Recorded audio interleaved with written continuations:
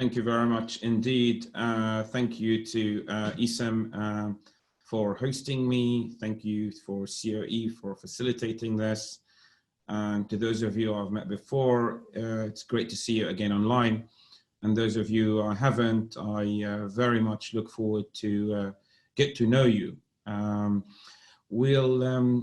What I very much would like to do over the next couple of hours is to share with you some of the challenges that we have come to learn over the past few weeks of managing this pandemic in the UK, specifically from an emergency frontline perspective, specifically from a critical care and complex organ support perspective. And it will be very useful for us actually to understand the range of disciplines within the audience, which we will do through polls. And to start with, I'd like to know how many COVID cases members of the audience have actually managed thus far. We have an audience from all over the world, and it'll be useful to know that. So I just think Engineer Abdurrahman has kindly put the poll up. If you wouldn't mind submitting that, that would be highly appreciated. Over the next 45 minutes in the first presentation, I look forward to discuss with you some of the surge management strategies that we've been able to successfully implement in the UK, specifically in the peak within London over the last few weeks. Describe some of the COVID clinical profiles that we've come to learn and identify, discuss some of the contentious issues around infection control and prevention, and hopefully share with you some of the lessons we've learned at times, sadly, through the hard way. On mentioning that, I ought to pay tribute to my colleagues, both in England and around the world, who have either lost their lives to this disease or are currently receiving hospital treatment for this disease. I think their bravery speaks for itself, and we wish them all the best and a speedy recovery. We then move on to talk about the respiratory support options for COVID, specifically those available in the emergency department, acute medical units, acute assessment units. I appreciate the nomenclature will vary around the world, and some of the capacity build steps that we've taken and which of those have been successful.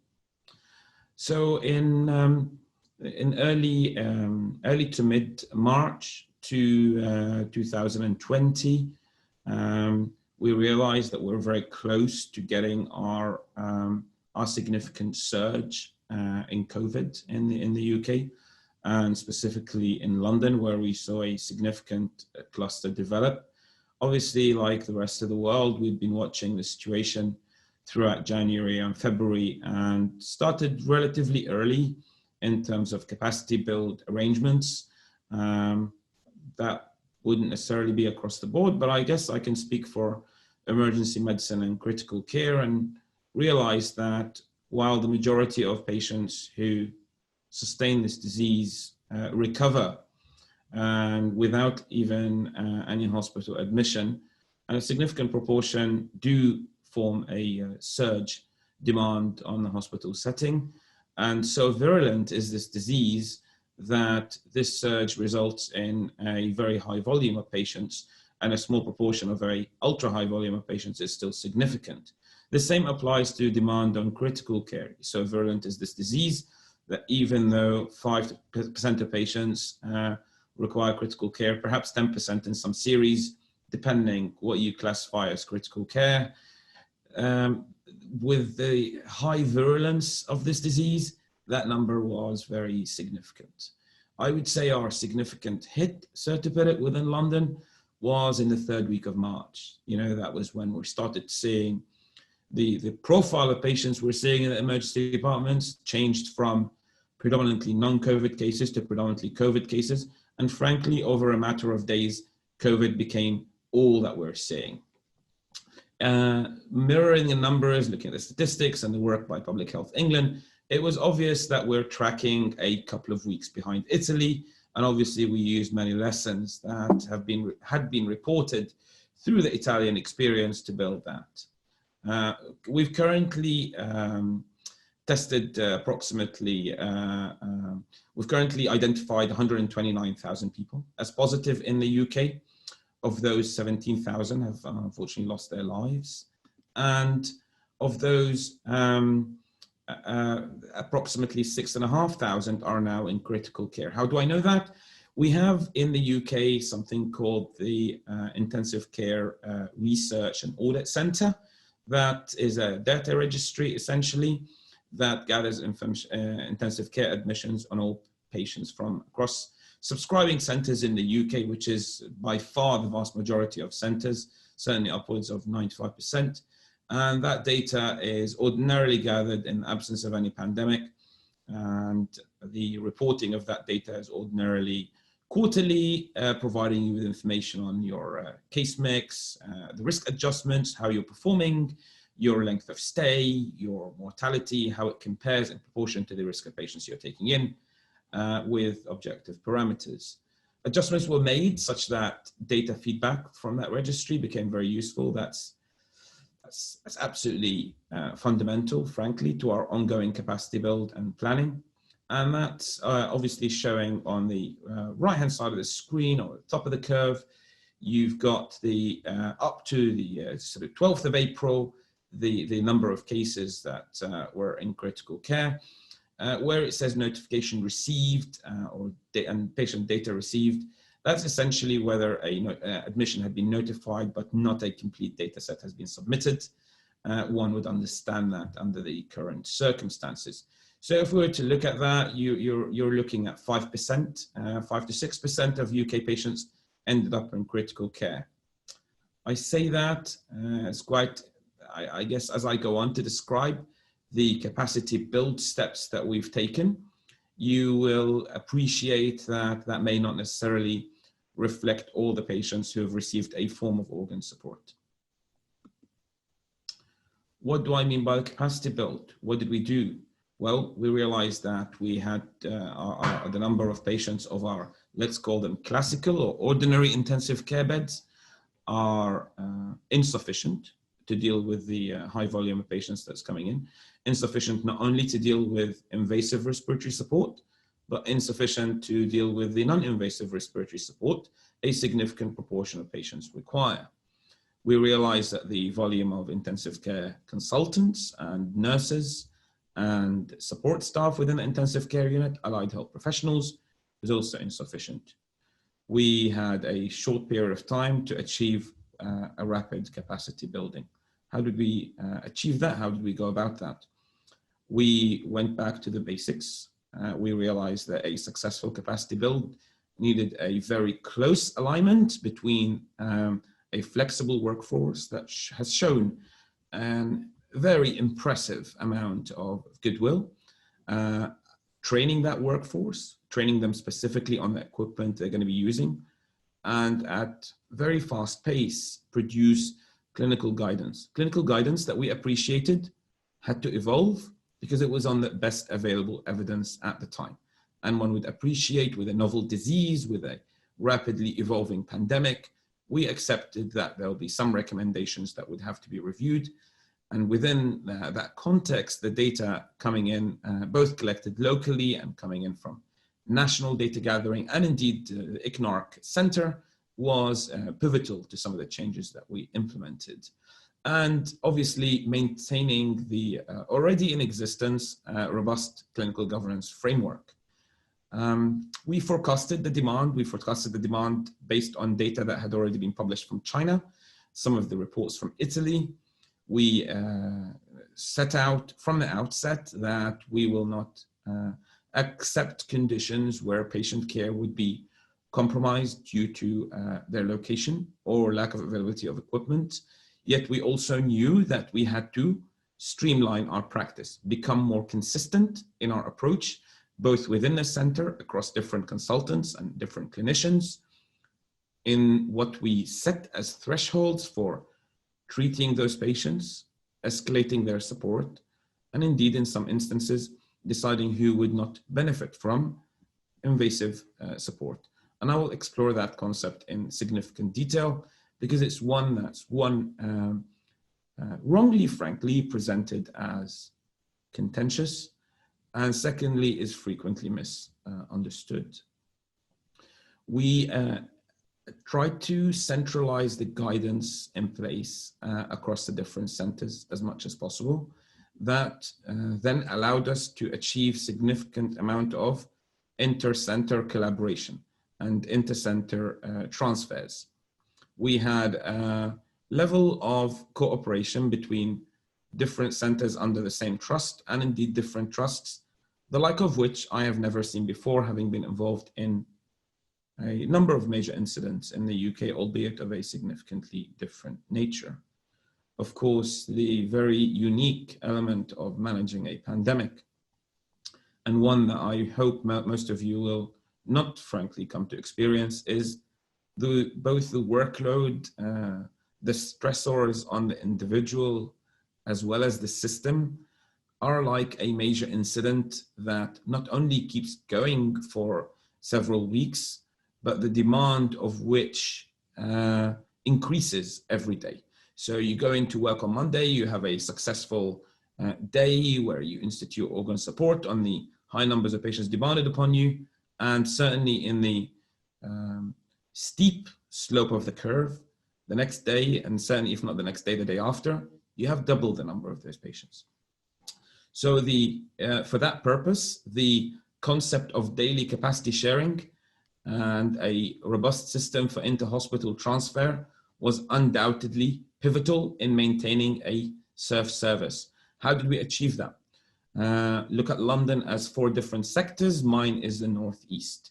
On a daily basis, all hospitals offering critical care and emergency services within that sector would meet at a set time with a brief on the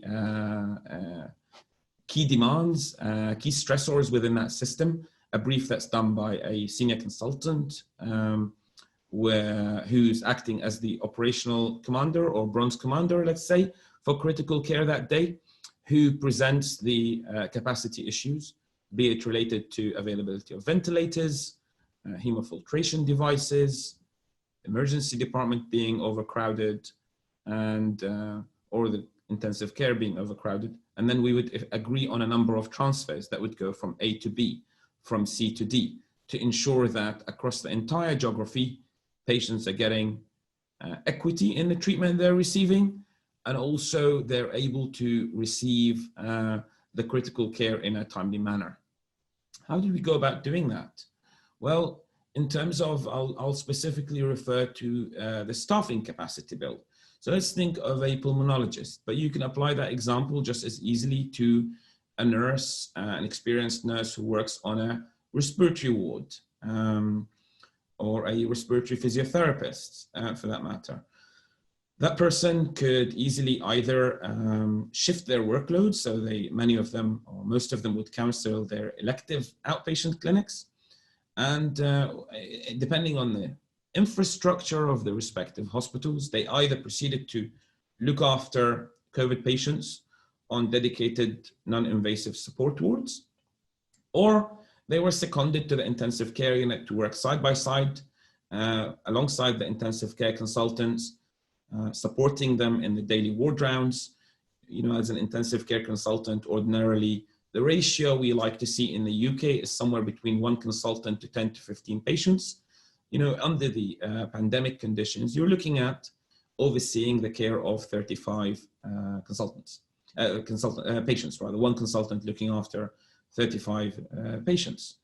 And in that, to achieve that and to achieve that safely, you needed support from the extended scope of other consultant colleagues. Pulmonology, respiratory medicine, as we call it in the UK. Anesthesia have stepped up. Elective surgical work was cancelled, and they started looking after either improvised intensive care units where a combination of invasive and non-invasive support was offered, or for that matter, a dedicated non-invasive support ward whereby they could identify those patients based on mutually agreed local and regional criteria as to who would benefit from further step up in their care.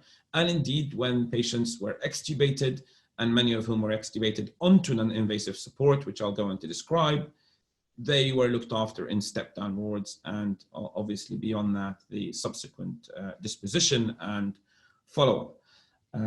Think broadly of your clinicians. Think of every doctor as a doctor.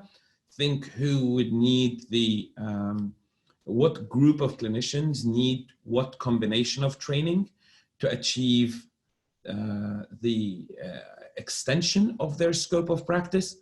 Put a very clear structure to how you're going to achieve that, and keep it simple, and go on about expanding. Make sure your work streams that you've allocated, there's a lot to do. So there needs to be a very organized teamwork. There also needs to be a very good strategic and tactical leadership overseeing that, ensuring that training capacity build is being looked after, equipping capacity build is being looked after, guidelines development being looked after.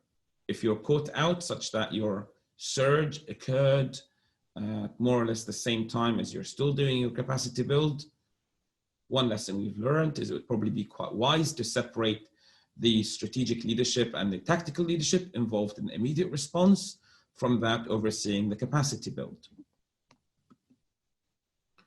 The infrastructure, how do you go about your infrastructure? So this is a floor plan of an emergency department. Let's look at how they may evolve in the COVID era.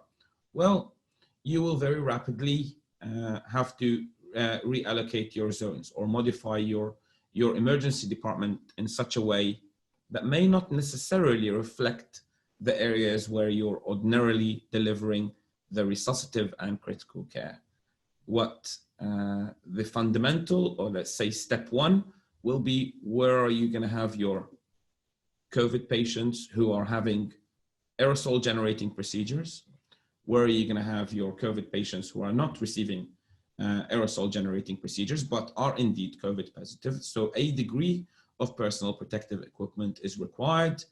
And where are you going to continue to look after your strokes and your heart attacks? Your trauma patients, if you're a trauma center. We've seen a significant reduction in non-COVID related presentations. That became a very interesting point. We attributed that to less activity to some extent, but without a doubt, we are now beginning to see a re-emergence of patients who are fearful of catching COVID within the hospital setting, such that they sadly stayed at home and didn't present in a timely manner with their conditions. So we're seeing late surgical presentations, we're seeing missed MIs, we're seeing missed strokes. We've, as of the last couple of weeks, actually initiated a public health campaign to encourage those patients with non-COVID related illnesses or potential non-COVID related illnesses to continue to present to us, and that we would take every precaution to prevent a COVID acquisition within a hospital setting. Not entirely sure whether that's been successful or not. Very rapidly, as the disease spread within the community, certainly within London, we then started to notice that patients who we had classed as non-COVID patients also needed to be looked after in amber zones. Because once the volume of cases in your town or city grows, you don't really know who's coming in with COVID and who's not. So a patient may present with trauma, who may have had minor upper respiratory tract symptoms. Rightly or wrongly, the strategy in the UK had up to that point been on hospital-based testing, and hospital-based testing with a dominance of patients who require hospital admission. Many patients were treated with advice to isolate and advise people who share household with them to isolate. And as such, there were many patients who presented who were potential COVID carriers. In fact, on random sampling, several of our trauma patients turned out to be unexpected COVID positive patients. So the department very rapidly, within a week to 10 days, became a amber and red zone as opposed to a green zone, with the patients within the amber zone who are not thought to be COVID entirely protected from staff potential exposure, as well as patient-to-patient contact exposure. I've mentioned aerosol generating procedures and non-aerosol generating procedures. So This has unfortunately become a contentious subject globally. Frankly, you've heard the reports from the US and indeed from the UK about shortages in personal protective equipment. That is to some extent a global phenomenon. Countries who moved in fast ordered large stock of personal protective equipment.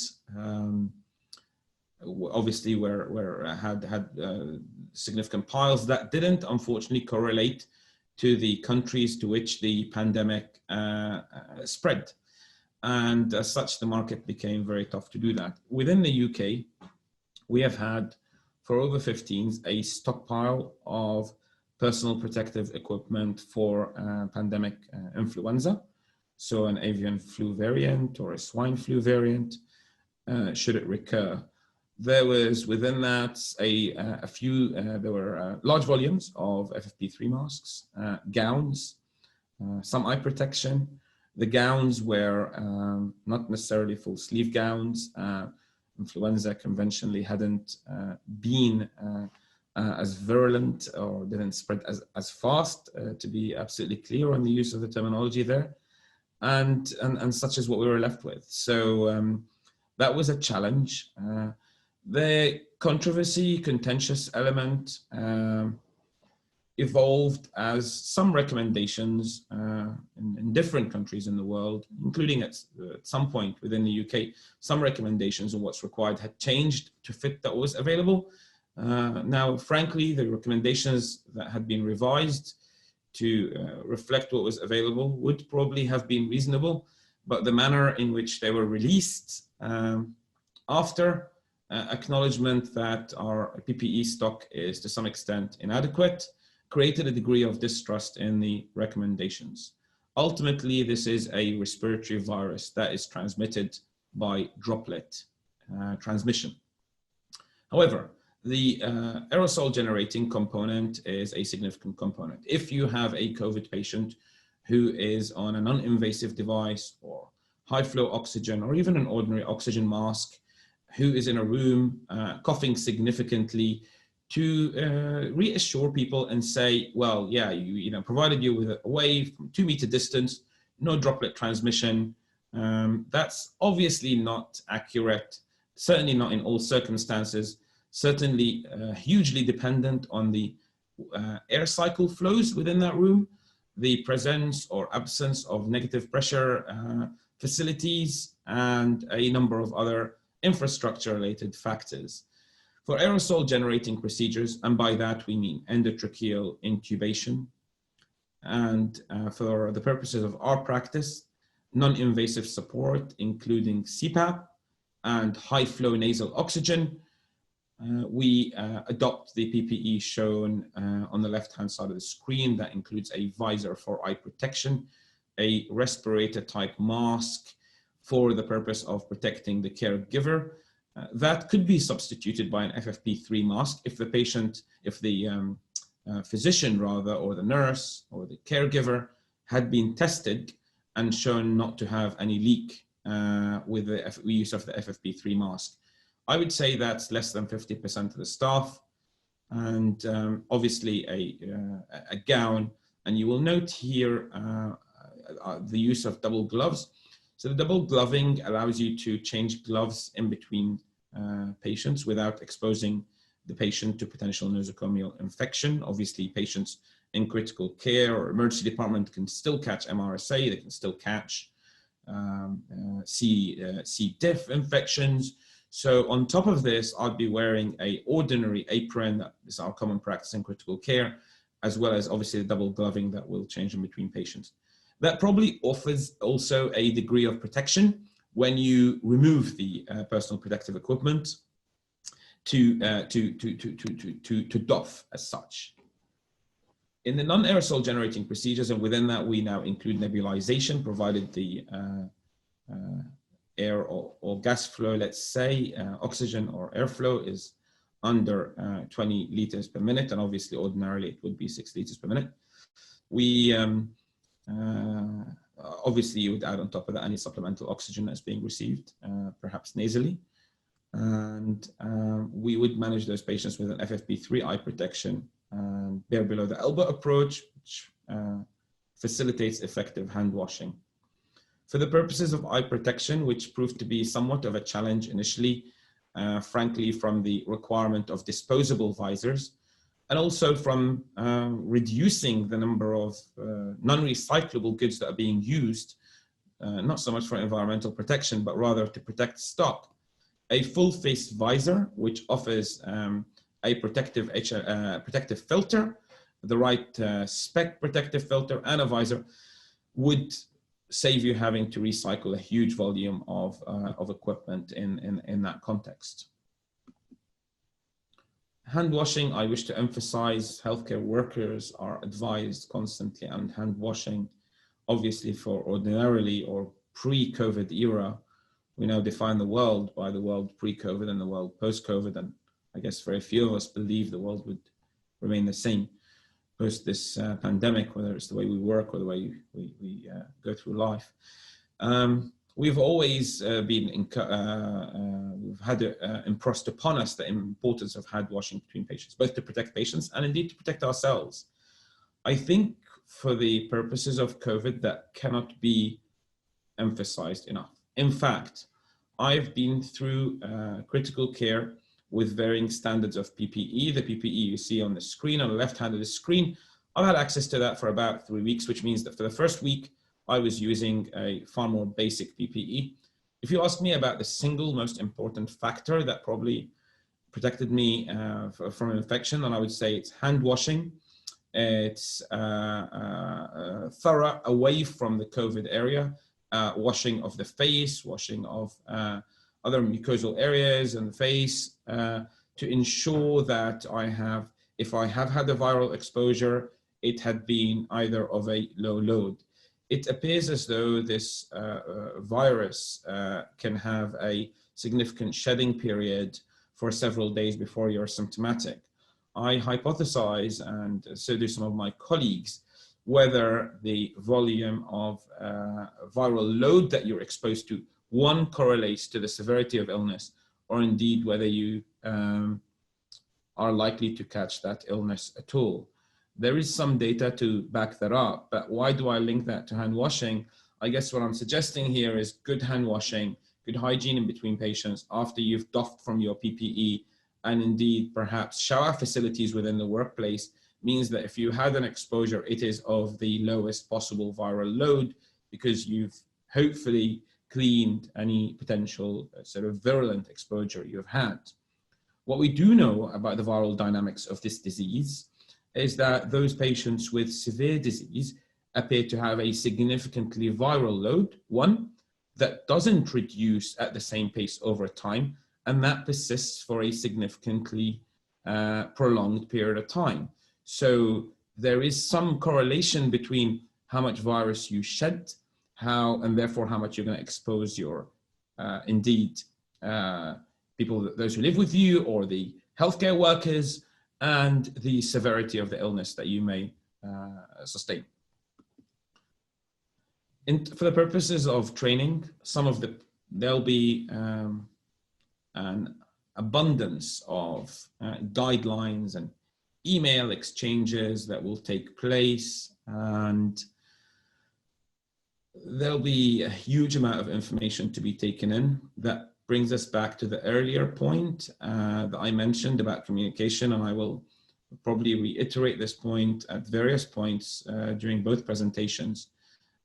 You have to be very structured. There'll be some information which is necessary or useful for all, such as PPE application, protecting yourselves, donning procedures, doffing, removing the PPE. You know, a lot of people put on a very impressive PPE and end up causing themselves exposure during the doffing or removal of PPE phase. There are plenty of videos on YouTube to demonstrate effective techniques. This is a doffing example that was demonstrated by my colleagues at the Bart's Heart Center and indeed the Heart and Thoracic Center. And it's just one example. This type of thing would probably be best taught by a video link. There is only so much that our brain can absorb reading information on a daily basis.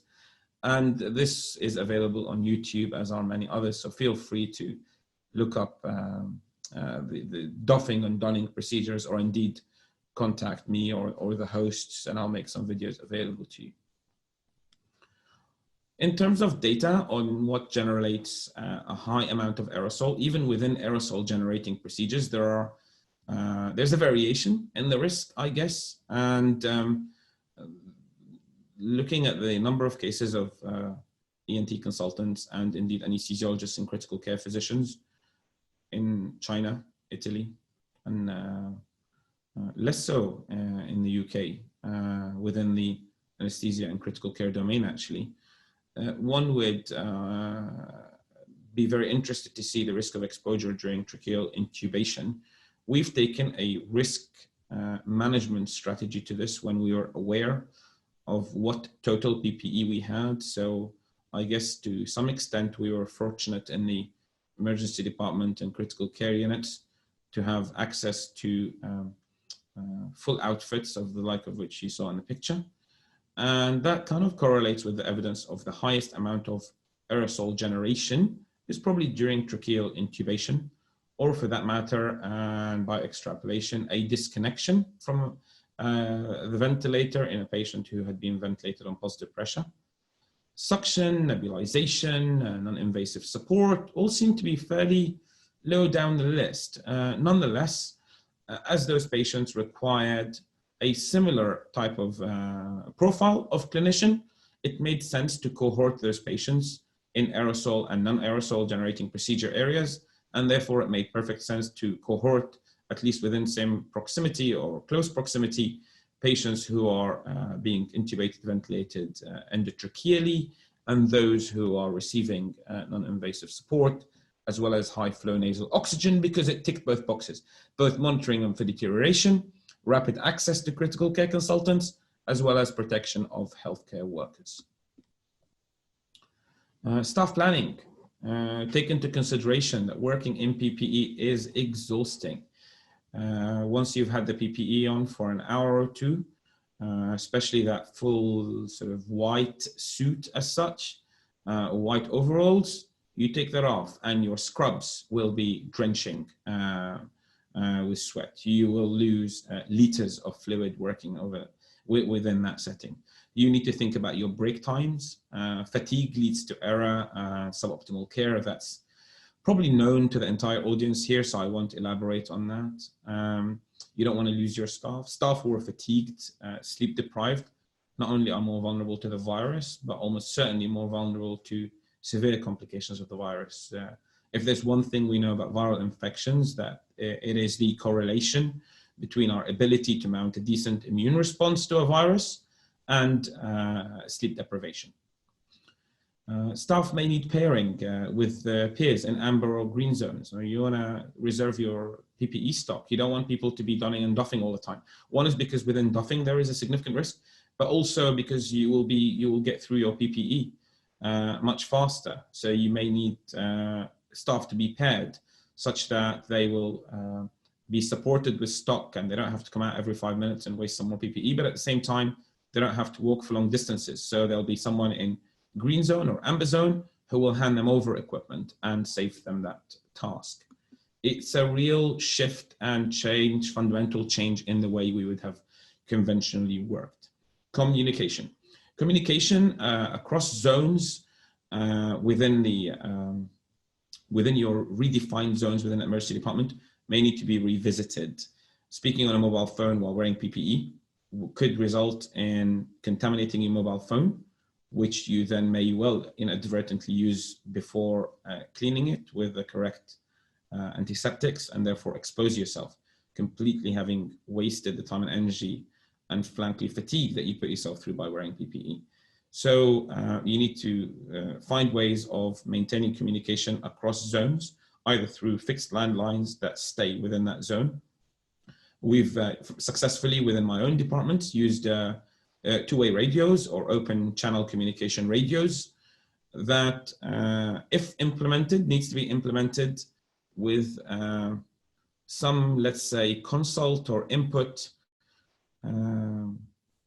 from a service that regularly uses radios, such as perhaps your colleagues in the emergency medical services, One is so that the staff are briefly trained to respect radio etiquette. Two, such that you communicate a communication policy.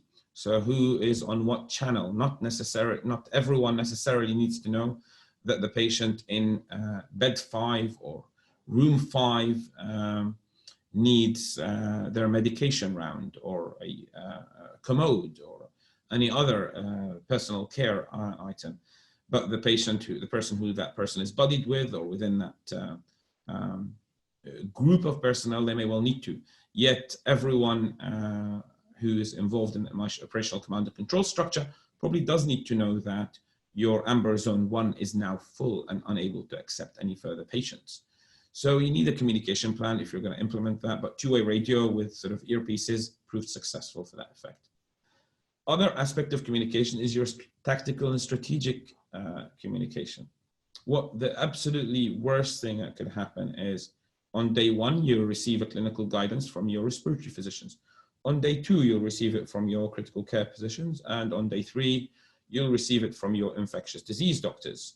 And that is a significant vulnerability in a fast-paced, rapidly evolving emergency. And frankly, it's often done through goodwill. You need to define work streams. Those work streams need to sit on the same table. There needs to be an experienced facilitator, frankly, not necessarily an expert in any of those, but to bring those views and to be the communication channel. That needs to be defined such that if one of your residents or attendings in any of the areas requires a update or the most updated policy on X, Y, and Z, they need to go to either your internal comms lead, or for that matter, clearly defined logistics lead, training lead, clinical guidelines lead, etc. You need clear channels of communication to workload manage. You need clear channels of communication to avoid the absence of document control. So I may discover an error in a document, and then I would quite rightly update it, and then I will release it within my team, which is not critical care. It's now critical care 1, or what's going to happen in critical care 2 and 3. And you might think that would be an unlikely event, but such is the fast-paced of this emergency that could easily happen if not prospectively managed and planned for. What did we, what also did sort of became a significant benefit from sort of the COVID style restructuring is sort of red, amber and green zones within the department, is we then use that to allocate the resources, the frequency of cleaning, or visitor arrangements. Like if a 90-year-old lady had a fractured neck of femur, had been swab negative, or had a very low risk of exposure, certainly in the initial phases, she may well have wanted a relative to be with her. I emphasize in the initial phase, because within 1 or 2 weeks, it no longer became obvious who is likely to be COVID positive based on a symptom-based risk assessment. And to that effect, I cannot once again, though this is not the heart of this discussion, emphasize the importance of rapid, either point of care, rapid PCR testing, or point of care immune response testing, or rapid turnaround PCR testing done in the lab. What did we do with the guidelines? Well, this is a condition that presented us with many challenges, rapidly evolving, emergency, I've said all the negatives, sustained major incident, the like of which we've never faced before. However, it is a single disease. Yes, it is a single disease caused by a novel virus, which we're still learning, but it is indeed a single disease. Single disease, even though multi-organ, lends itself extremely well to guidelines. It lends itself extremely well to consistent practice, which, provided a good data infrastructure exists, also lends itself very well to learning, data output, data analysis, learning from mistakes, changing the course, changing the direction you're going in, changing your treatment strategy. And everything was probably a lot more prescriptive than we would have necessarily sought to do before. All the PDF documents produced had links to the references, so you'll see in the corner here, that's NHS coronavirus. So this is a link to the documents which are kept updated by NHS England on the coronavirus treatment, testing, etc. policies. We've stipulated the types of tests we need, both for diagnosis and indeed for severity assessment, D-dimer, platelets, ferritins, various things that we use for severity assessment, and that evolved over time. We defined pathways. How are we going to manage the microbiological treatment of these? Immediate link to the hospital or trust microguide that tells you what antibiotics to give for every single condition. Are antiviral medications approved? In what condition can they be provided, or in what severity grade can they be provided on a special authorization basis? How are we going to manage the palliative care of patients who are unlikely to survive this illness with or without treatment? How do we ensure them dignity and respect? And then moving on down to severity assessment. Severity assessment that leads on to, again, local pathways that may involve ambulatory management of some patients, provided they're isolated. That may involve community-based management with some improvisation, perhaps distant or remote monitoring. This was the time to implement change in a pragmatic way, utilize the resources that had become available for healthcare to not only benefit the immediate COVID patients, but also a hopefully more efficient way of working moving forward. We stipulated to a significant extent the overall resuscitative management of those patients. Who do you give fluids to? Do you give diuretics to some patients? Do you withhold any vasopressor therapy beyond or below a certain threshold? At what threshold do you give vasopressor therapy? What do you do with the asthmatics and COPD patients? Do you give steroids? We learned very early on that the use of steroids in this disease increases viral load and protracts the infection. And we weren't able to, or we found no evidence that it influences any subsequent conversion to a lung injury, ARDS type pattern, alveolitis type pattern. We found that initial use of overzealous use of initially, without a doubt, overzealous use of diuretic therapy, without a doubt, contributed to the high volume of acute kidney injury we saw, combined with the high peak, combined with the vasculitic microthrombi hyperinflammatory pattern that we have seen in this disease. Some of the patients were labeled as potentially overloaded. Frankly, a term I hate in the best of times, certainly when I've seen, not when I've seen a patient with patchy consolidation, and any attempts to treat that patchy bilateral infiltrates with diuretics were simply giving a diuretic to patients who had been probably dehydrated because they've not had much to eat or drink for a few days, because they've either been too lethargic, too tired, too fatigued. Perhaps they've had GI symptoms of COVID, and then bolusing them of diuretic therapy to treat the white blob on a chest X-ray did everything but treat that white blob, and almost certainly resulted in harm. And such patients, if anything, believe from a very judicious fluid bolus or repeat fluid boluses in the first instance, followed by a reassessment. That's not to say that further down the line, as we'll discuss in the critical care phase of this presentation, or the inpatient critical care phase of this presentation, actually at day 3, day 4, day 5, the cumulative fluid balance is building up. They may benefit from diuretic therapy. They may well do benefit from a conventional ARDS approach. Smart technology is not to be underestimated here. You know, there'll be a significant group of patients whose SATs are borderline, got SATs of 93, 94% at rest. Now, you start off wanting to admit all of those. Your hospital fills up. You no longer have capacity. You want to manage them safely nonetheless. You want them, if they were to present to you, not to present to you with SATs of 70, hypoxemic with a high lactate and organ failure. You want them, if they were to represent to you, you want them to present to you when their SATs have just dipped into the 80s. And the way we went about that is to ensure that nobody goes home with SATs less than 93% less than 94% on A rather, and nobody goes home if they desaturate on exertion. And that was certainly a phenomena we saw a significant amount of. Very, very interesting in its own right when we talk about VQ mismatch. And indeed, I've already alluded to prescriptive microbiological or antibacterial, I should say, management. Patients who are admitted to critical care have empirically been given antibiotic therapy.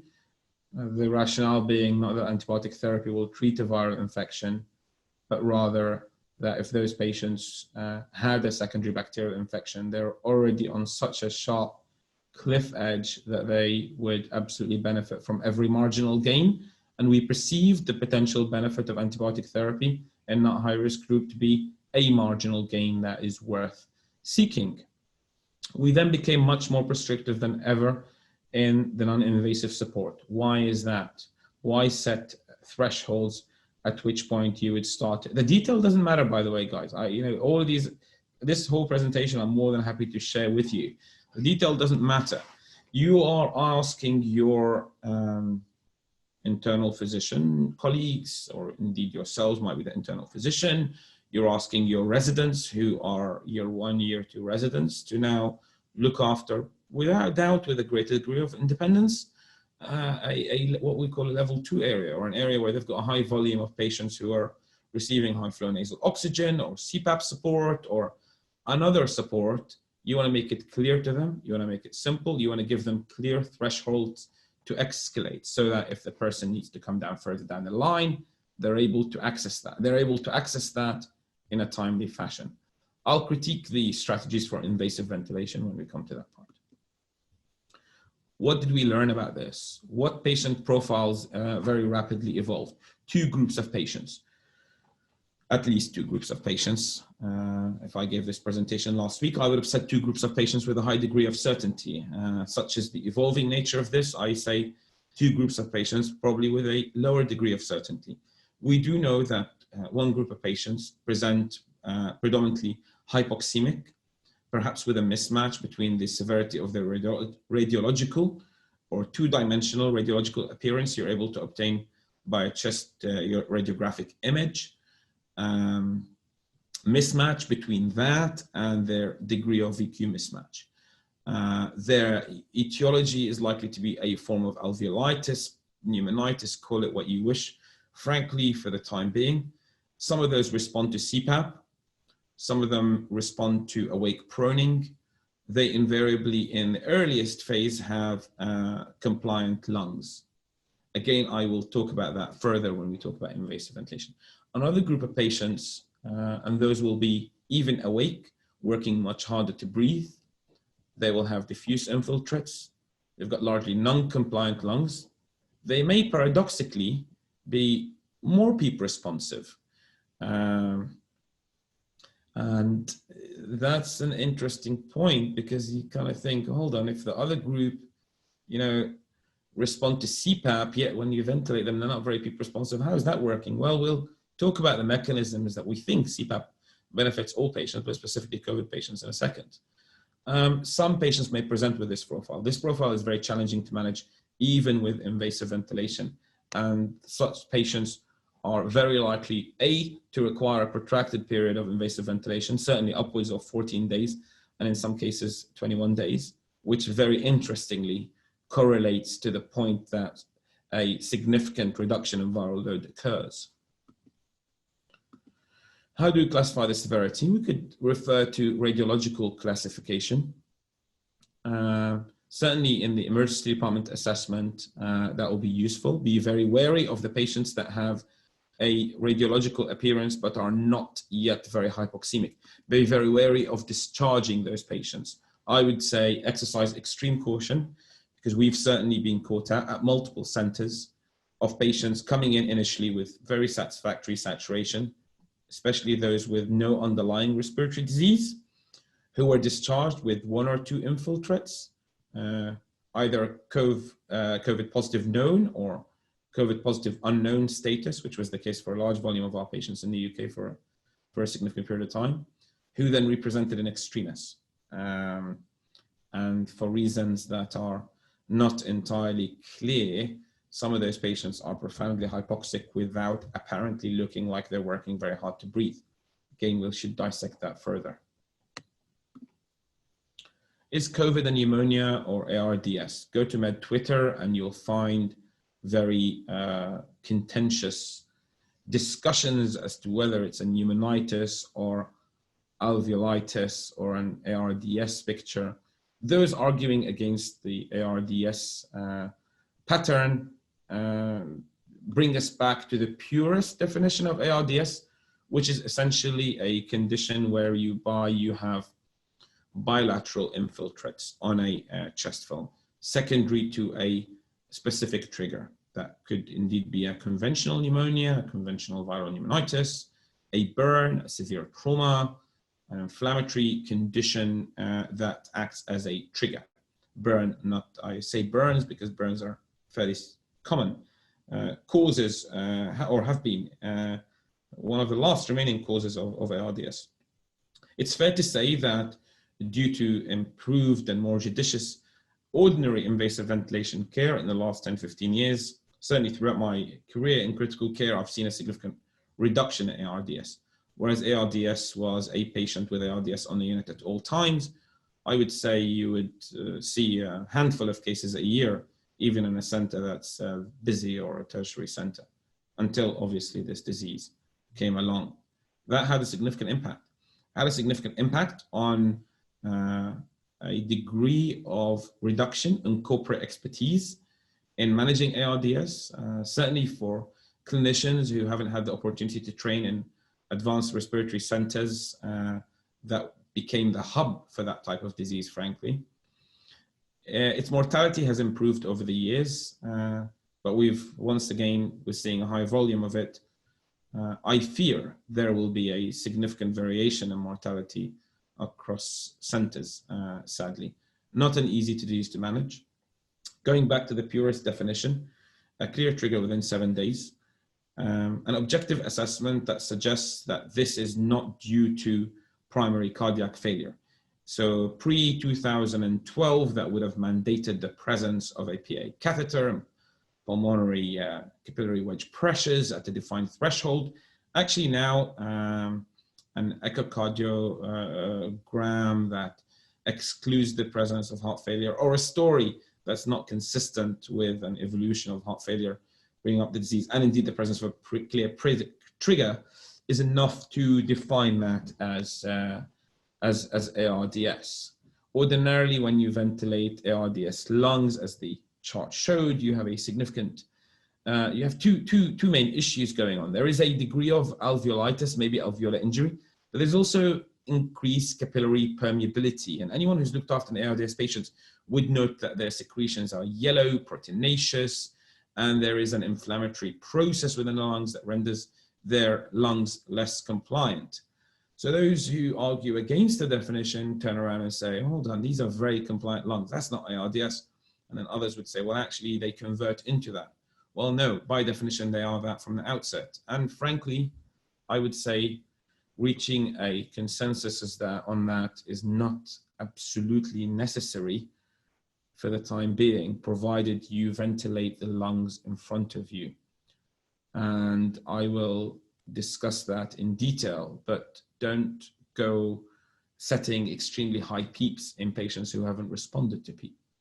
And indeed, don't go exceeding your ceiling pulmonary inflation pressures and driving pressures and plateau pressures if you have non-compliant lungs, and think of what else you could do with your ventilator, which we'll go through. The categorization of ARDS added a very useful additional string to our bow when it came to the management of these patients in the emergency department and in AAU and in improvised critical care units.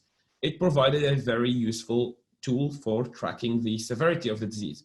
And to that effect, it's for that reason I say actually it's a disease that's causing a severe impairment in PF ratio and gas exchange, that is the ratio of the PaO2 in millimeters of mercury, over the oxygen fraction you're delivering, and giving you a PF ratio, if you want to be pure about it, in millimeters of mercury as a unit. So those patients that had a sort of numerical figure of 2 to 300, we categorize as mild, moderate. Obviously, all of those patients would be inpatients in any case. But what it did do is allow us which patients we can take from moderate PF ratio impairment to mild, and therefore continue with a non-invasive support strategy. Which patients are deteriorating despite CPAP, despite high flow nasal oxygen, paired with a high respiratory rate, a deteriorating PF ratio, probably continues to be an indication for invasive mechanical ventilation, despite all the doubts, fears, some of which are irrational in relation to invasive ventilation. What happens to the right ventricle in ARDS, and why do we need to think about that? Well, actually, a number of things can happen. A degree of overload can occur. Such patients would probably benefit from fluid removal, either by diuretic therapy or by hemofiltration. The right ventricle may distend, may develop a pressure overload, or it may well appear to have a normal volume and pressure load, yet have a significant systolic impairment or tricuspid annular excursion, that is the movement around the tricuspid annulus. And this makes it rather difficult, frankly, because we know that a proportion of those patients will develop a myocarditis in their own right, but also if you sit on patients for a protracted period with hypoxemia, with hypercapnia, with an acidosis below a defined threshold, you will develop a degree of right ventricular dysfunction. I think most people believe that the longer you leave patients in that state, the less likely they are to, one, recover, two, to benefit from advanced strategies such as ECMO, extracorporeal support, which we'll specifically go through in the next talk. For the purpose of managing these patients, I think a refresher of VQ matching or VQ mismatch is quite important. So I'll just go through that now. So the audience here will be aware this will not turn into a physiology theoretical discussion, but very important points need to be remembered. So the west zones of the lungs, so uppermost zones, you have a better ventilation and perfusion. Lowermost zones, you have better perfusion than ventilation.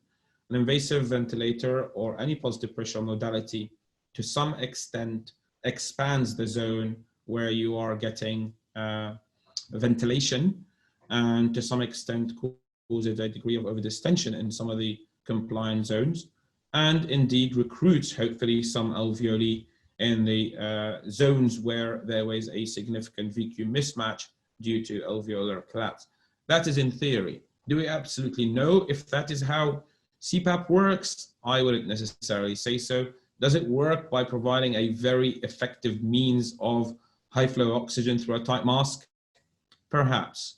Another point to think about here is the ventral and the dorsal aspects of the lungs. So when we are supine, certainly if the patients have been supine for over a 12-hour period or a 16-hour period, or have been in a hospital bed for several days, you'll get a similar picture in your lung zones. So your dorsal or the back of your lungs will have a degree of atelectasis and will have a significant perfusion and lower, higher intravascular pressures. And the uppermost parts will have a higher degree of ventilation at the cost of perfusion. Another component of another proposed idea that positive pressure ventilation or CPAP and maintaining someone in a compliant phase of their lung through ventilation that's been proposed is essentially lungs are like a balloon. I think a gross oversimplification, but to present that point, because there are two important points to appreciate here. The most difficult part to inflate your lungs, or your lungs are least compliant when they are in the lowest phase of inflation. You then enter this phase where you kind of want to keep your patient, where they're very compliant. at the risk that you, of course, may over-distend them and make them once again less compliant. So that's not an insignificant point to consider.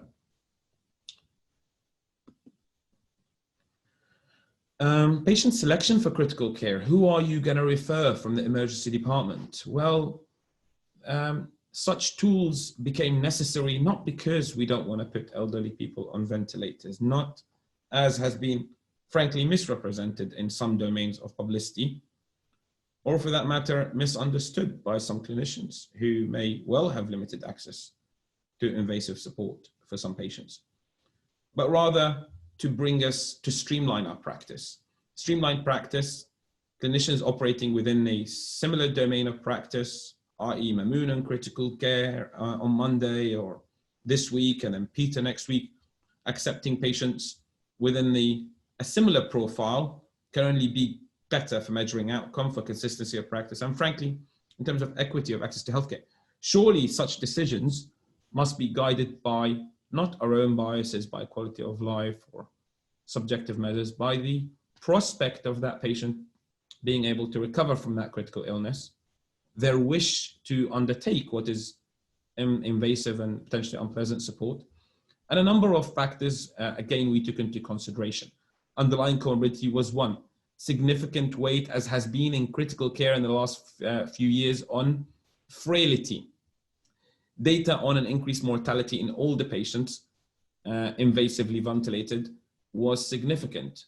Not because older patients shouldn't be ventilated, but rather because an older patient who is 50-50 in terms of their indication for invasive ventilation, who maybe on the upper end of the respiratory rates you may tolerate, maybe on the lower levels of FPF ratios you may wish to sit on before ventilating invasively, actually may have a better prospect of survival without invasive ventilation. So objective measures, again, for referral, for ECMO, for ceilings of therapy decisions are extremely useful. Respiratory support options that we use, just to close this talk and discuss those in more detail in the next talk, that continues to be an evolving criteria. I think very few people advocate very early intubation, partly due to some of the dismal outcomes that we've seen in some of the series with invasive ventilation. There is a debate between high flow nasal oxygen and CPAP as to which is more aerosol generating. And frankly, a CPAP device or non-invasive support machine with a HME filter on the outlet valve is probably entirely non-aerosol generating, frankly. High flow nasal oxygen, people say above 30 liters, the aerosol generation from that becomes significant. It's difficult to dispute that, though the series are very small.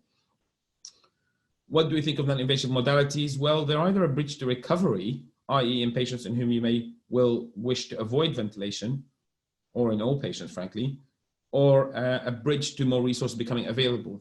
One thing we have learned about this is non-invasive modalities will buy you time.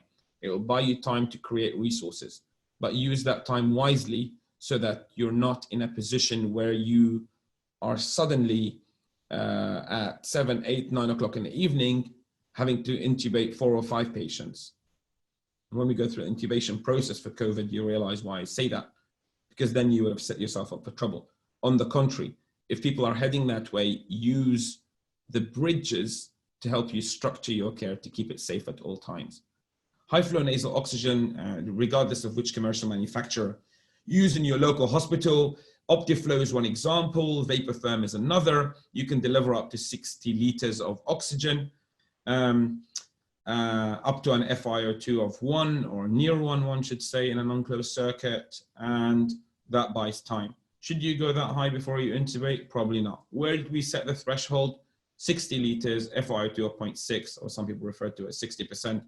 You really should think hard about intubation and ventilation, particularly if there is a sustained respiratory rate above 30 we said initially, and now we've increased the threshold to 35, purely because of the high volume of patients that we have seen come through the door, receive non-invasive support, and leave again in a good state of health. If you allow me, Dr. Mamoon, just to watch the time. Yeah, sure. We'll be closing this phase now, and then I'll open it for questions. The next talk is shorter, so the overall time will be balanced. Thank you. So what is non-invasive support? Non-invasive support is essentially your conventional non-invasive support without an endotracheal tube. For the purpose of COVID, there is absolutely no indication to use BiPAP. So we're talking about CPAP or high flow nasal oxygen. When I mention high flow nasal oxygen and the comfort it provides and how easy it is to manage, proning patients who, awake prone patients who are receiving high flow nasal oxygen, it becomes very attractive. But ask yourself the question, does your hospital have sufficient oxygen supplies to meet that demand? That is 60 liters per minute per patient on a ward that's got 30 patients, and that ward might become 2 wards and 3 wards and 4 wards. What then happens, and again, that's another lesson we've learned in some centers through the hard way, what's then going to happen to your evaporator, to your insulated evaporator?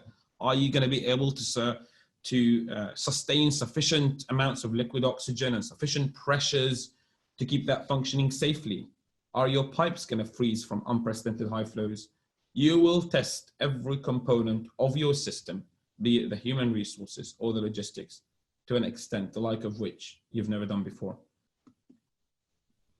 CPAP, you would ordinarily set that at 5 to 10 centimeters. I would say, if I'm to offer my personal opinion here, I would say 10 centimeters of CPAP, 12 centimeters of CPAP should be the uppermost level we set. Why is that? Because you have lungs that we know at the very least are at risk of subsequent pneumonitis, lung injury, ARDS, even if it had not been established. We do know that the better ventilated and non-inflamed and potentially healthier parts of your lungs are the most vulnerable to over-distension. This idea that we're just going to put a CPAP of 15 and all of the bases are going to open, that's very speculative. We're not measuring that. We're not visualizing that. It'll be very interesting to continue to explore the role of ultrasound in that, I would say. And I think it may be one of the few areas where there is potential for ultrasound. And for that reason, due to that risk of potential self-ventilation induced lung injury, I would say probably the ceiling for CPAP should be around the 10 to 12 centimeter mark. Well, how does CPAP work? As we've said the VQ matching or improved VQ matching through opening the collapsed alveoli. That is essentially expanding your FRC. That's no different to your patients with post-operative surgical recovery who have some atelectasis, patients who've been in bed for too long, your obese patients, etc. And once again, I raise the question, is it just a very effective method of delivering high flow oxygen? Adverse effects, if you're hypovolemic, it can drop your blood pressure. Obviously, if your consciousness is altered, the gastric distension could lead to aspiration. After a few days, some patients begin to get pressure sores above the bridge of their nose. Does it have a very high settings contribution to AKI? Well, you know, maybe if you've hit your patient with 40 or 80 milligrams of furosemide when they're already dehydrated, and then you put a high end expiratory pressure on them, increased renal venous congestion, maybe. And again, I've already referred to that. Okay, awake proning. Proning you will know in the context of invasive ventilation, and we'll talk about the mechanics of it in greater detail then. But this disease, for the purpose of, or by need, frankly, we've had to innovate, and we realized that proning, a technique that's used in awake patients, in intubated patients conventionally with very good evidence, can actually work in awake patients. So we flip them prone on CPAP, on high flow nasal oxygen, and that reverses the dorsal ventral effects I described earlier and improves your VQ matching, improves oxygenation. Obviously, not being sedated, intubated, ventilated, you're less likely to tolerate the position for 16 hours. So we devised a pragmatic process to maintain that. Again, the summary guide will be available to everyone after this after these talks. Feel free to use it. Please do credit, the authors, my peers. And this is the work of hundreds of people, but please, use it to save lives, whatever town or country or city you're in. This is a global problem and we probably need to be more collaborative than ever. And I'll take some questions. Thank you, Mr. Abdul-Rahman, for your patience. Thanks a lot, Dr. Mamoon.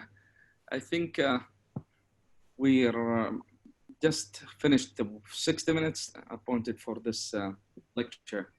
But kindly, we have 24 questions to go through. We might take one or two questions maximum, and we'll take a break, if you allow me, Mr. Abdurrahman, and then we'll move to the second session.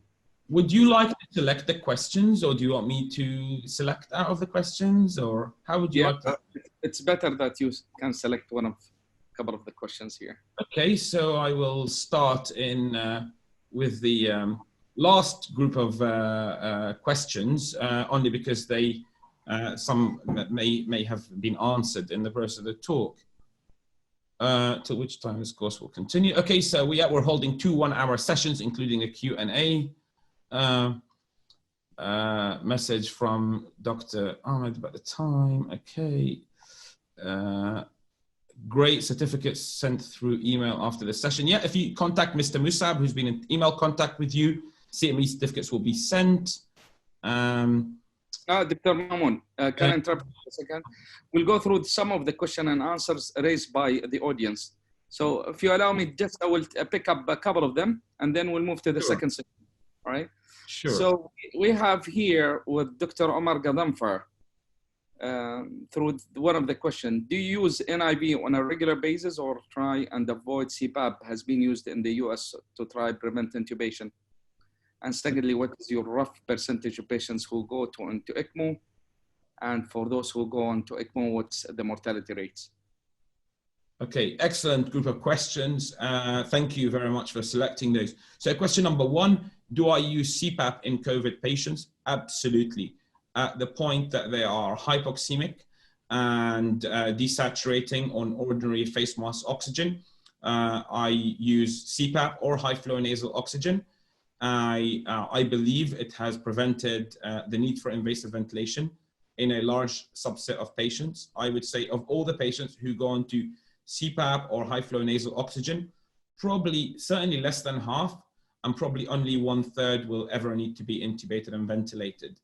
I know there was some initial data from China that suggested that it neither prevented need for invasive ventilation and it made their outcome worse afterwards. I think if used with very clearly defined thresholds, i.e.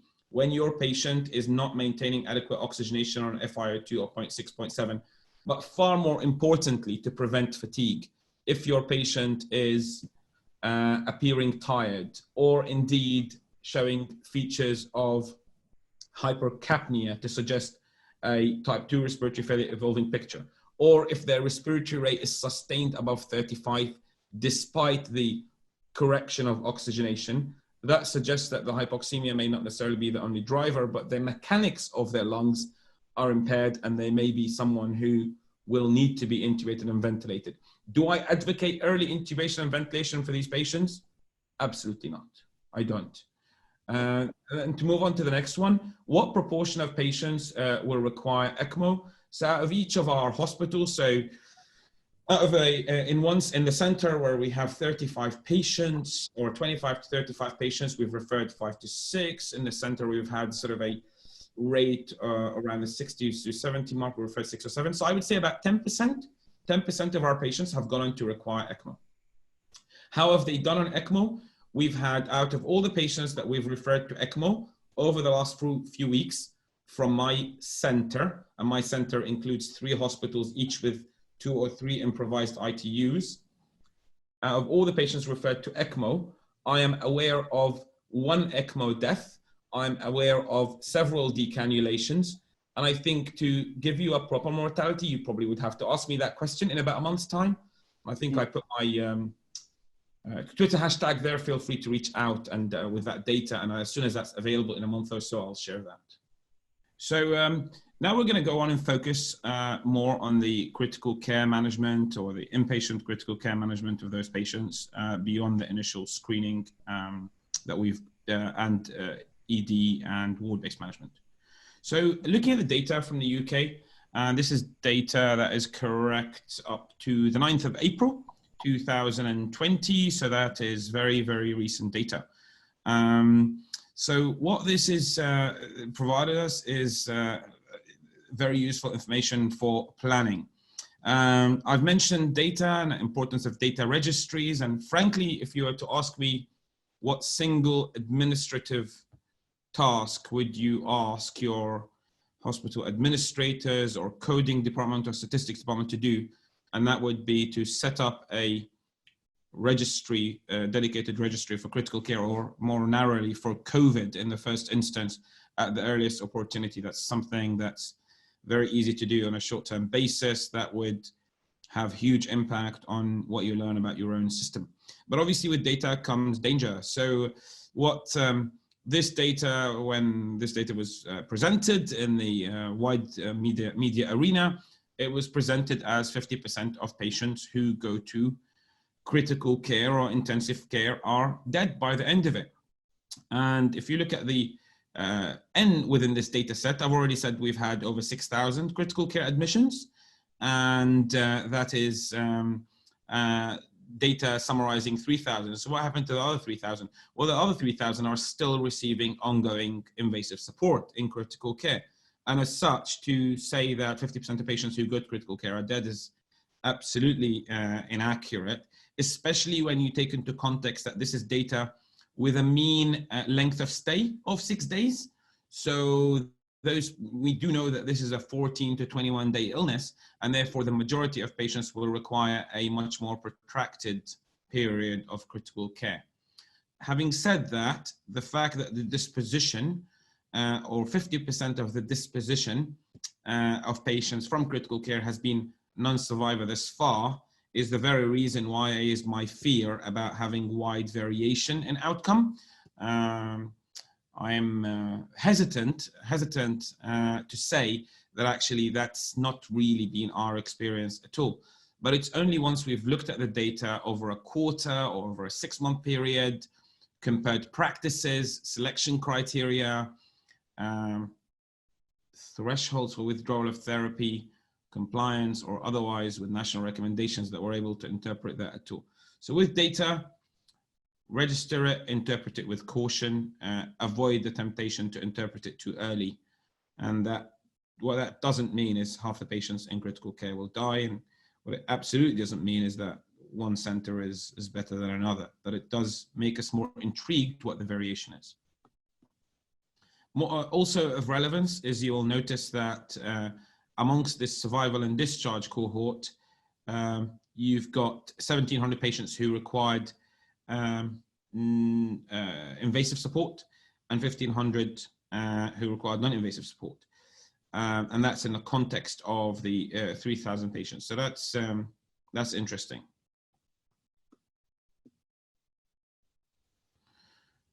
Moving on to the evolution of this disease. We've discussed how they may present. Within a few days, they may well look like this. You'll probably notice that this patient has already got a central line in place, an endotracheal tube. So this patient is being ventilated. Ventilating this patient is not easy because challenges will emerge in the form of oxygenation and ventilation and CO2 clearance. This disease has also made us revisit our understanding, really made us revisit science. Certainly amongst myself and my peers, more than any disease has in recent era, and to a much deeper extent. We went on to explore, why are these patients hypoxic, yet they don't seem to be distressed?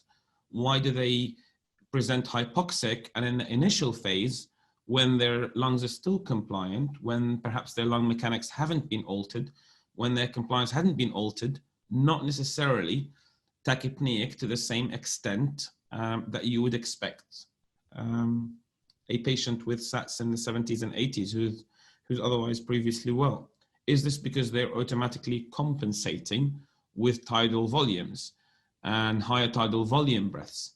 is that then sending negative feedback that is counteracting your chemoreceptors that are picking up the hypoxemia or hypercarbia? So, and if that's the case, can we extrapolate that to say, actually, these patients may already be overdistended? Can we then extrapolate that to say, actually, when we then persevere with those patients, when they are having high tidal volumes, compensating for themselves, and indeed overly distended with over-aggressive use of spontaneous ventilation CPAP, are we then worsening their lung injury? All questions without answers at the moment.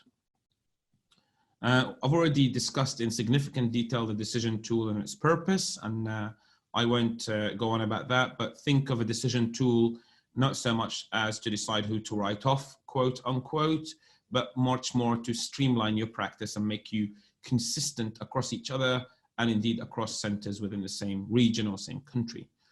And the question always arises, do some patients have a better prospect of survival without invasive ventilation? I would argue that those with frailty almost certainly do. We already know that a young patient who is on a ventilator for pneumonia or even after trauma for a few days requires multiple weeks of rehab. Change that to a 70-year-old patient with significantly reduced skeletal mass, skeletal muscle mass, with an already limited starting point, who's only able to mobilize very limited distances. To suggest that that person can be sedated, muscle relaxed, intubated and ventilated for over 2 weeks and still emerge out of that and rehabilitate would be stretching our capability within critical care. That's the pathway that we at my local center use to escalate therapy. And if that were to fail, then we move on to the RSI. Managing a COVID RSI is like no other. There are two main considerations. Well, there are several considerations. One is the importance of the timing. Don't allow your patients to fatigue. Try and pick out the ones who have altered mechanics, who are working hard to breathe. Don't let them fatigue. Don't let them worsen their own lung injury by perseverance with very high settings on non-invasive support. Balance that against their prospect of recovery, and indeed stage manage it such that you mitigate the risk to your healthcare workers and your healthcare providers. What did we do about that? We set up an SOP that includes a checklist to make sure that equipment is there. We had a fairly prescriptive regime of rapid sequence induction with some flexibility on choice of agents. And we've allocated 2 doctors for the task, one to be responsible for the respiratory system, one to be responsible for the cardiovascular response.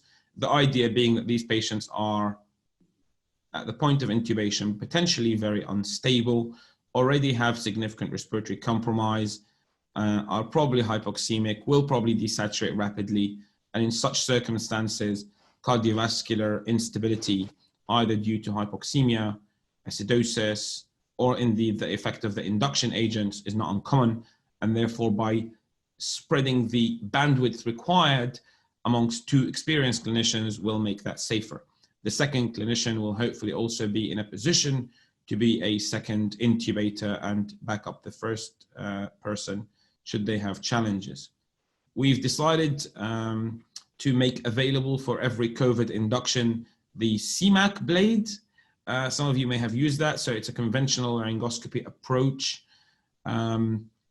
yet it does video laryngoscopy, done predominantly to reduce the need for the intubator, the anesthetist or the critical care physician or whoever else, to the patient's airway, and therefore reducing their risk of exposure. We decided to do a standard because we thought if that's our standard approach, we'll make it available and hopefully people will continue to do so. Those clinicians who felt more comfortable with direct laryngoscopy were allowed to continue to proceed with the practice that is within their own practice. We conventionally, apart from areas of significant harm, prefer to issue guidelines, not protocols, allowing for a degree of discretion. One tip I would say about the CMAC is ensure that the angle, that the degree to which you insert it and the depth that you insert it allows you to still maintain a reasonable straight line between the mouth and the glottic opening in the trachea, such that you don't put yourself in a position where you've got a great view on the video, but it's so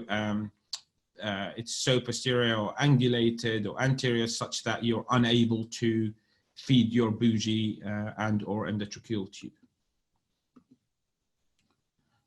We go through the process. The process itself is very well described. Again, I'm more than happy to share that with you. And this hopefully contributes to the safety of our process. And, I'm not aware of any incidents of any arrest induction that we've had in this group. In any of our centers within a trust, there may well be one case out of the hundreds we've dealt with now that I'm not aware of. But I'm not aware of a single case on reviewing the sort of the DATEX reports we have. And I would say that is not an insignificant part due to the systematic way we went about it. When it comes to ventilation, a lot of people get either confused or irritated by the variable nomenclature. So whereas with drugs, we have generic names that we conventionally would use, aspirin, paracetamol, coamoxiclav, which we're very strict in Europe and certainly in the UK. In ventilation and device manufacture, they've been able to run a bit wild with it. So you'll hear many terms used interchangeably, causing a degree of confusion. So I'm just going to highlight some the fundamentals, let's say, of ventilation, not the basics, but fundamentals or essentials, and how we may be troubled by a COVID patient and how we may exit from that trouble. So ventilation, once you've anesthetized your patient and provided a muscle relaxant, you will then set them on, conventionally, you would set them on a synchronized intermittent mandatory ventilation mode where you're either controlling volume or pressure and setting appropriate tidal volumes, if you're setting volume, or setting appropriate inspiratory pressure or bilevel pressures, inspiratory and PEEP. If you're setting pressures, making sure you don't cross preset thresholds. And if the patient were to recover from neuromuscular blockade and are able to take intermittent breaths, you would ordinarily allow them. In fact, I can't remember before COVID, the last time I've used a muscle relaxant infusion. And we very much have moved away from those in critical care in the last few years because they result in patients who are too weak that require protracted weaning. And as such, a CMV or a controlled or continuous mandatory mode is almost obsolete in critical care. That is one that doesn't allow the patient to take their own intermittent breaths. That is not the case for COVID. So COVID patients will unfortunately require a significant period of time, a few days at least, 1 or 2 days at the very least, of continual muscle relaxation. Do we jump in and give them neuromuscular infusion, blockade infusion straight away? No, we give them a chance. We would see, everything about critical care is about organ support, but like we can do a lot of actions to buy time, probably the single most useful advice I've ever been taught in critical care is you have to appreciate that every single intervention we do is harmful, and therefore liberate them from it as soon as possible, limit their exposure to it by not jumping too soon, and indeed perform the emergent interventions in a timely way without allowing the patient to fatigue or get too close to the point of arrest. And it's that balance of those three factors that should really guide the philosophy of how we do critical care. Where do I start with the COVID patients? I'll start with a PEEP of 5 to 8. I start with tidal volumes that are 6 to 8 mils per kilo. Some in the audience may be surprised by the 8 mils per kilo. So ARDS net suggests that we should, RDS evidence for the last 10, 15 years suggests we shouldn't exceed 6 mils per kilo, but sometimes people read the headline without the full article. Actually, if you're able to achieve your tidal volume and with a plateau pressure less than 14 centimeters, with a driving pressure less than 14 centimeters, sorry, with a plateau pressure less than 30, then actually provided the driving pressure is less than 14, you're not exerting a huge amount of pressure on the alveoli. There's no huge harm in increasing your tidal volumes to ensure you're meeting your target. However, don't jump into the extremes. Start with a low PEEP, start with a low tidal volume. Do limit the patient's exposure to harm. Start with an IE ratio that allows recruitment, 1 to 1.5, very reasonable starting point. Don't jump into 1-to-1 ratios. Don't jump into inverse ratios. And I would say within that, we've learned some lessons, you know. Worst thing that happens in medicine is sometimes rumor, all these patients are very PEEP responsive, or they're very much like ARDS. People started whacking the PEEP up to 15, and some instances 20 in very early phase disease in patients who are not PEEP responsive. And all we've achieved out of that is making the patients hypercapnic and more difficult to ventilate as opposed to oxygenate, and almost certainly contributed to the AKI. Once again, remember, we've already whacked those patients with high doses of furosemide because I think, again, you know, there was a populist view that these patients are wet, they have wet lungs, all of which are misnomers.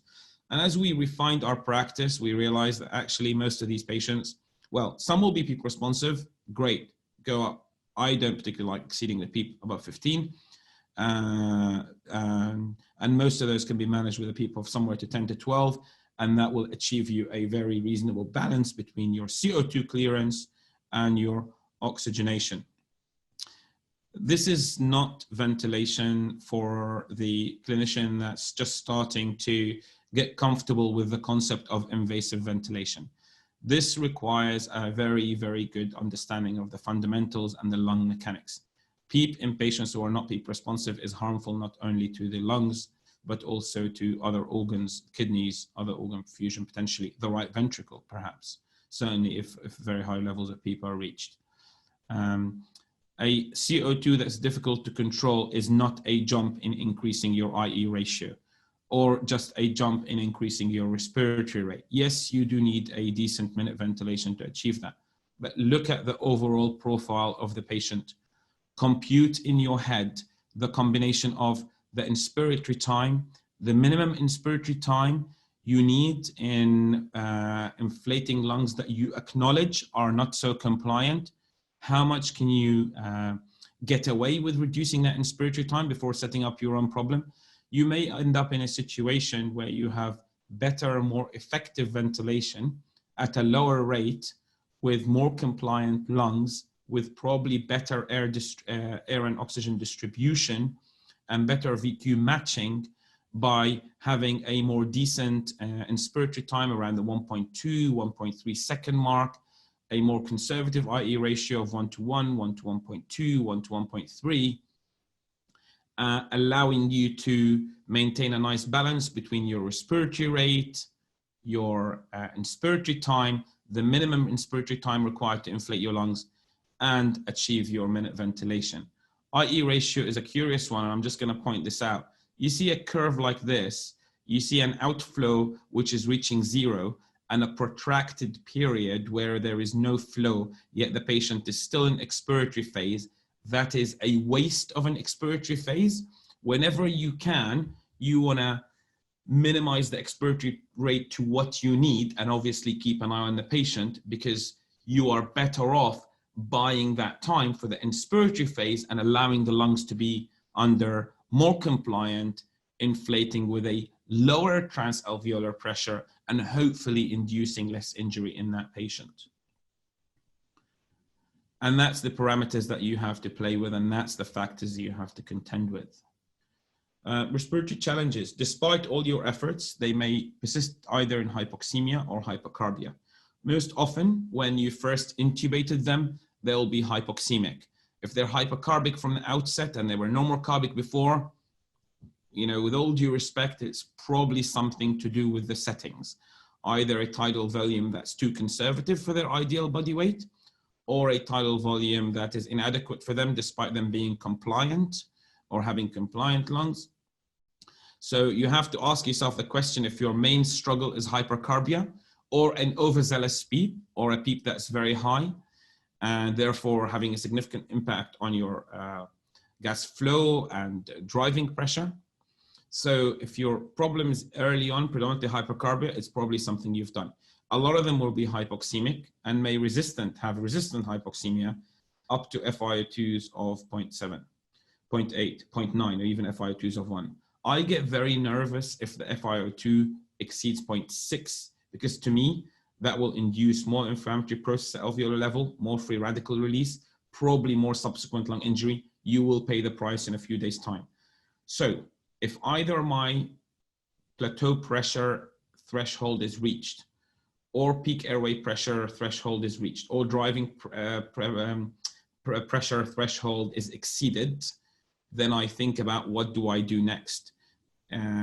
If it's an issue that's related to driving pressure and I'm adequately oxygenating, I will just look at my inspiratory time, see if I can optimize that to reduce the transalveolar pressure or reduce the plateau pressure. If my issue is related to hypoxemia, then I'll think about, okay, I've reached my ceiling with my ventilator. What do I do next? I prone the patient.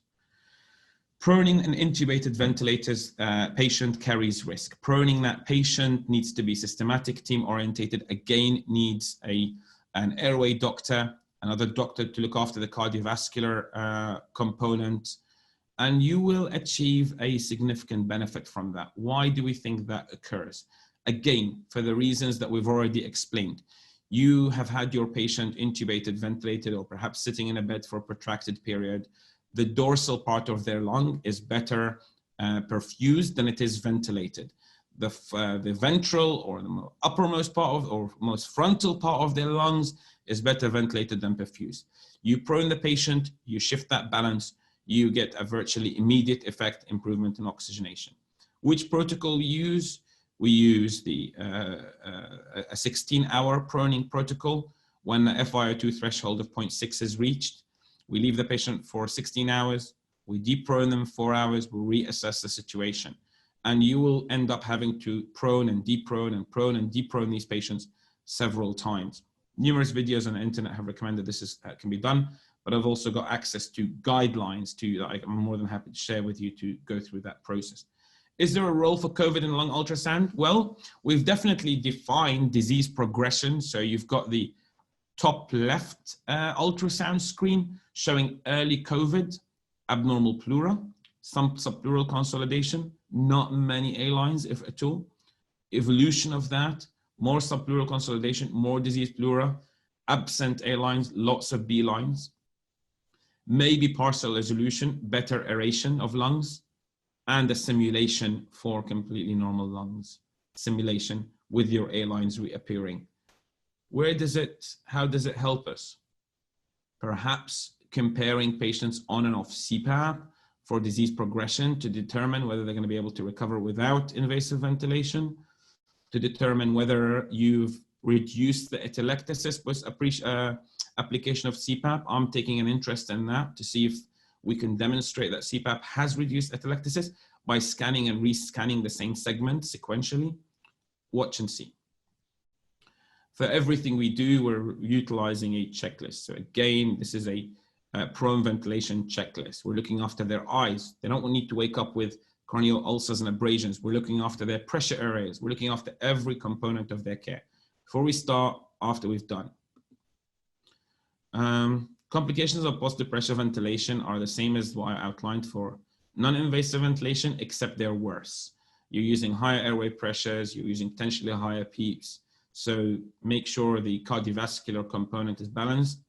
Don't miss a pneumothorax. Sudden change in airway pressures should alert you to that. These patients with diseased lungs will develop pneumothoraces, which on a positive pressure ventilation can very easily become tension. If they have surgical emphysema, detecting the source of the air leak is impossible. You then have a choice: ultrasound, CT, or for that matter, decompression with a drain on clinical grounds. What other challenges have we come across? Just to close off, they're very hypercoagulable. Never seen patients who clot so much. So we're consuming our filter circuits that there's no tomorrow to such an, like there's no tomorrow, to such an extent that we're having to innovate different ways of filtering them, either with intermittent dialysis or sharing filter machines, obviously with changed circuits between patients, procuring more filtration circuits, procuring more consumables, but that's a real challenge. But we're having to anticoagulate them at much higher levels than ordinarily, particularly the group with that hyperinflammation syndrome and a massively hypercoagulable state. There are a number of ideas that have been proposed. So we're currently using high doses, high split doses of low molecular weight heparin. Others are using heparin targets of 3 to 4, and some have proposed the use of low dose thrombolytics and other agents. Who to refer to ECMO? I was asked that question. Objectively speaking, there is a score called the Murray score, which grades the severity of your illness, infiltrates, etc. So anyone with a Murray score greater than 2 should be referred. At the point that your patient emergently needs ECMO, you'd ideally like them to be in an ECMO center already, although my center actively retrieves. Refractory hypercarbia, you may come across patients at day 7 to 10 whose oxygenation is not too bad, around a 0.6, 0.5 FiO2, but the carbon dioxide is impossible to clear without injuring the lungs. Plateau pressure is greater than 28. How do we do it?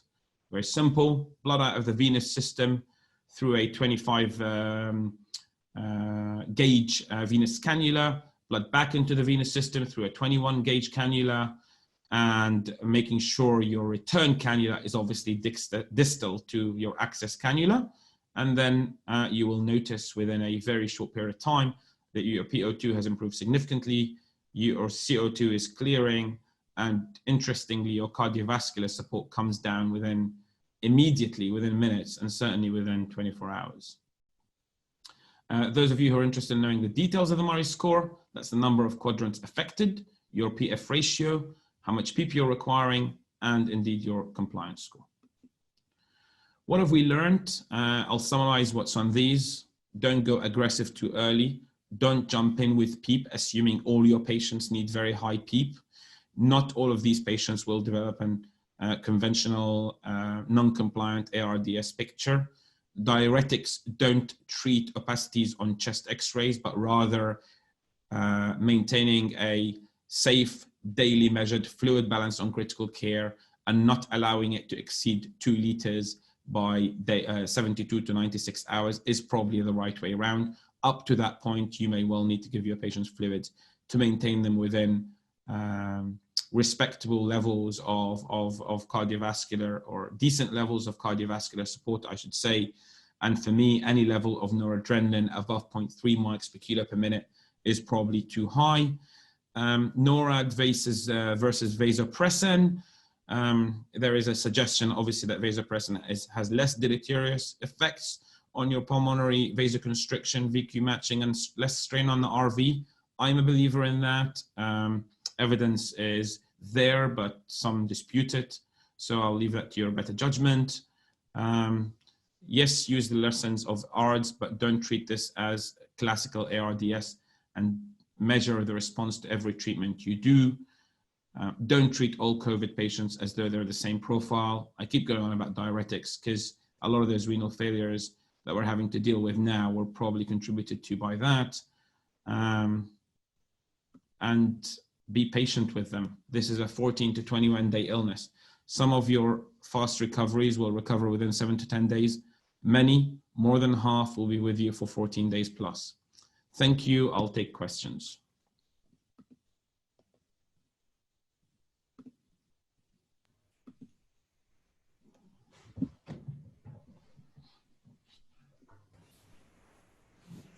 I think we can start.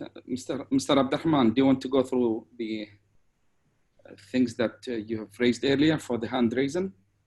Yeah, I mean, they can raise their hand. We had Dr. Bashra, but she had lowered her hand. I mean, if anyone wants to talk, wants to ask, please raise your hand.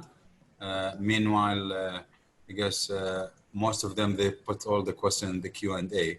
So if we can go through Q&A And whenever I have people raising their hand, I will allow them to talk. All right. First of all, I'd like to thank Dr. Mamoun for such a great presentations. We really enjoyed all of it, and we wish that we can have enough time to listen more to all of these exciting news about and updates about the critical care of COVID. What about going through some of the questions that have looked at it, and they were asking about for those non-critical care physicians, there are some programs like in US as a hospitalist are given some critical care training to be taking care of some of the COVID patients. What's your comment about that? And do you have any experience in UK? Okay, I'll give you a very short answer for that. At the stage where you are still dealing with a few cases, not only is that appropriate, at the stage that you should actively be planning for that scope expansion of your clinicians in order to be able to deliver critical care to as many patients as will need it should the epidemic worsen. I think we underestimate the overlap across our specialties. I think we underestimate the value of good fundamentals in medical training. I think globally, one of the things that medical schools continue to have preserved is a degree of broad training, which probably in the last couple of years, some, let's say, who have a industrial line and efficiency of training approach to things, used to question, well, what's the point of me learning psychiatry? What's the point of me spending all that time learning cranial nerve? And indeed, for the dermatologist, what's the point of me spending time learning different anesthetic agents and respiratory medicine? That fundamental knowledge is what's going to now enable us to allow the hospitalist, or even in my own critical care now, I have doctors, let's say, I'm going to say non-consultant doctors working with me, one of whom is a general practitioner, so family medicine consultant, one of whom is a dermatologist, and all of whom are doing great work in critical care because they have the fundamentals that it didn't take more than a couple of days training of exactly what safety nets I'm looking for to convert them to be able to do that. That is the only way to respond to this pandemic. Thank you. Thanks a lot, Dr. Mamoun.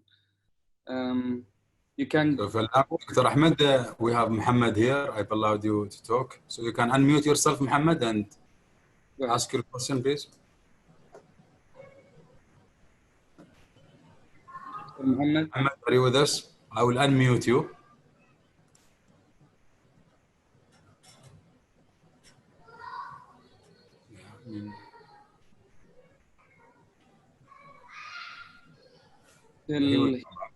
Yeah. Did you allow him to talk?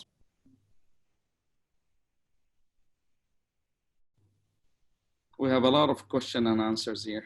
I'm actually looking at the Q&As now, actually, as opposed to the chat box. There's some interesting questions, several on resuscitation that I recommend we touch upon. Yeah. Yeah. So how can we protect EMS personnel in pre-hospital cardiac arrest care in this COVID era?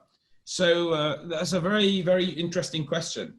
So at a time when you've got decent level of population control, I would say, of COVID control within the population, rather, I would say I would still go for using PPE in undertaking intubation or eye gels or whatever management of a cardiac arrest patient, because ultimately you will have an open airway, there's risk of vomitus, aspiration. So I would take additional precautions to every cardiac arrest management in a country that has any level of COVID presence.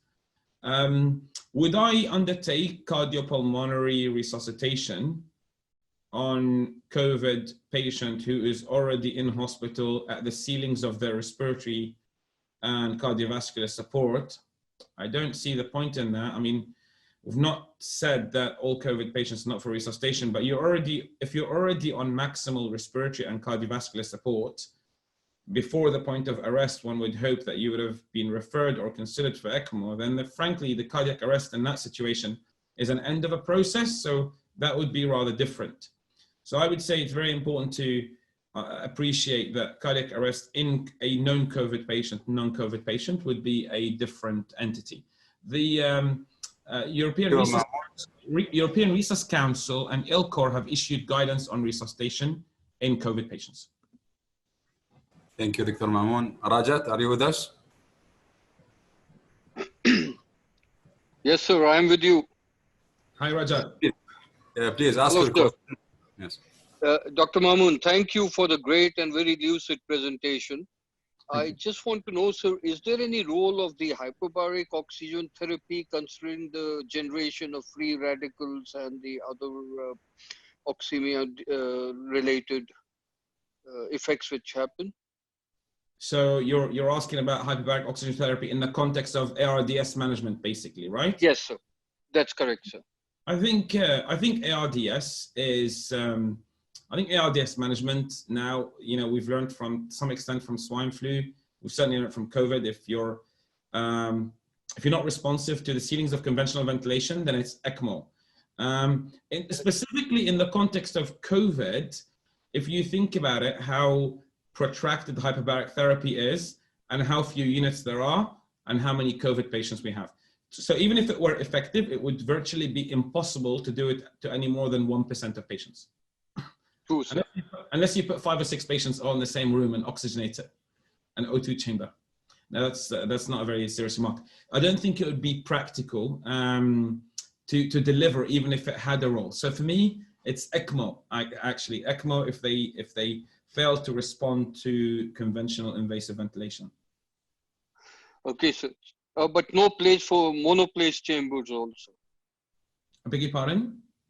There are monoplace chambers available for hyperbaric therapy, single? Not for COVID. I'm not aware of a single patient in the UK who's received hyperbaric oxygen therapy for COVID. It's just not in our process. Right, sir. Right. I actually have a hyperbaric chamber, oxygen therapy chamber on site in one of the centers that I work in, and we didn't even contemplate utilizing it for that purpose. Thank you very much, Dr. Mamoon. Fatima, are you with us? You may unmute. I'm here. Please hello everyone. First, thanks a lot for this webinar and for all the valuable information, Dr. Mamoon.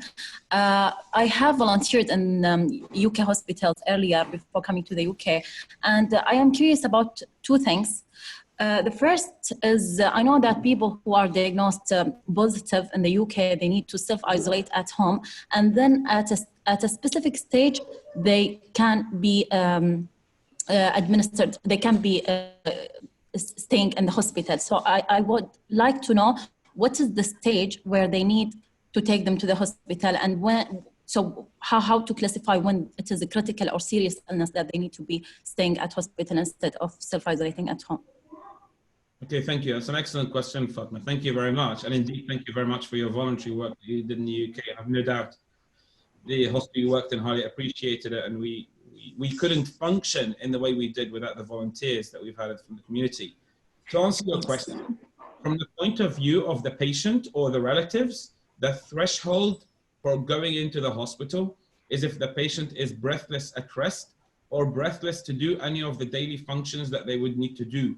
So if you're too breathless to walk or to talk or to feed yourself or to walk from one room to another, that's not normal, and you need an assessment in the hospital. From the point of view of the emergency physicians, emergency department, from the point of view of the emergency physician in the emergency department, I would say anyone who has a abnormal respiratory rate, resting respiratory rate, certainly a respiratory rate that's resting above 24, or anyone who has a oxygen saturation levels below 94% on air, or when you walk them, their saturation levels drop below 90. These are the thresholds. I see. Okay. I got another question. I know I heard of some antiviral treatments are being used right now for treating the virus, like anti-HIV drug, interferon. And I would like to know which one is showing the most like successful in treating the symptoms. Which of the antiviral treatments? So remdesivir you may have heard of, which is an antiviral treatment that's probably most promising. We're currently in discussions to enroll patients in trials, to randomize them into trials. I would say, to answer your question, beyond the antivirals, there are two groups of drugs, let's say, broadly speaking, without singling one out, that I'm interested in. I'm interested in anti-interleukin 6 or interleukin 6, anti-interleukin 6 drugs, or let's say interleukin 6 blockers. So drugs that are given to patients who have a high ferritin, high low lymphocyte count, high D-dimer, those hyper-inflammatory patients who still have a very high inflammatory process, suppressing that, I'm interested in that. I'm interested in patients who have a sustained high viral load and who are in critical care, who may benefit from antivirals directly. I'm not all that interested in hydroxychloroquine, to be honest. I think whatever we've seen from that probably owes more to chance than medical science. I am interested in the anti-inflammatory effect of azithromycin, erythromycin, the macrolides, and whether that's of benefit. I am interested in, I'm not vastly interested in steroids. I'm fearful that steroids will increase viral shedding and worsen viral load. Yeah, we have Rohina with us. You may unmute yourself, Rohina.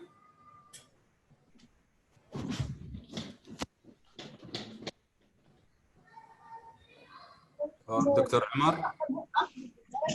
Yes, I'm here. Yeah, please go ahead, Dr. Umar.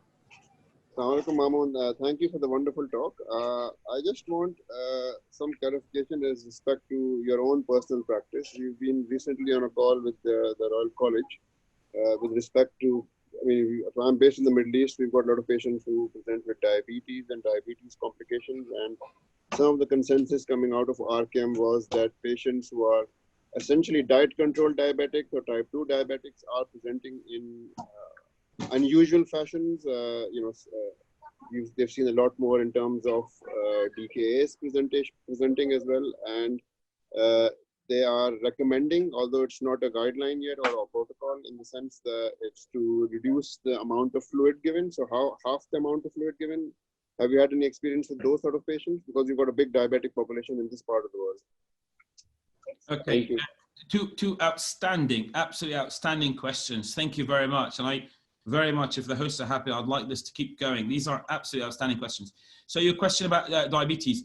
Yes, we are seeing patients who are diabetic, type 2 diabetic, presenting with lactic acidosis, with DKA variants, actually, weirdly enough, or misinterpretations of DKA in accelerated lactic acidosis.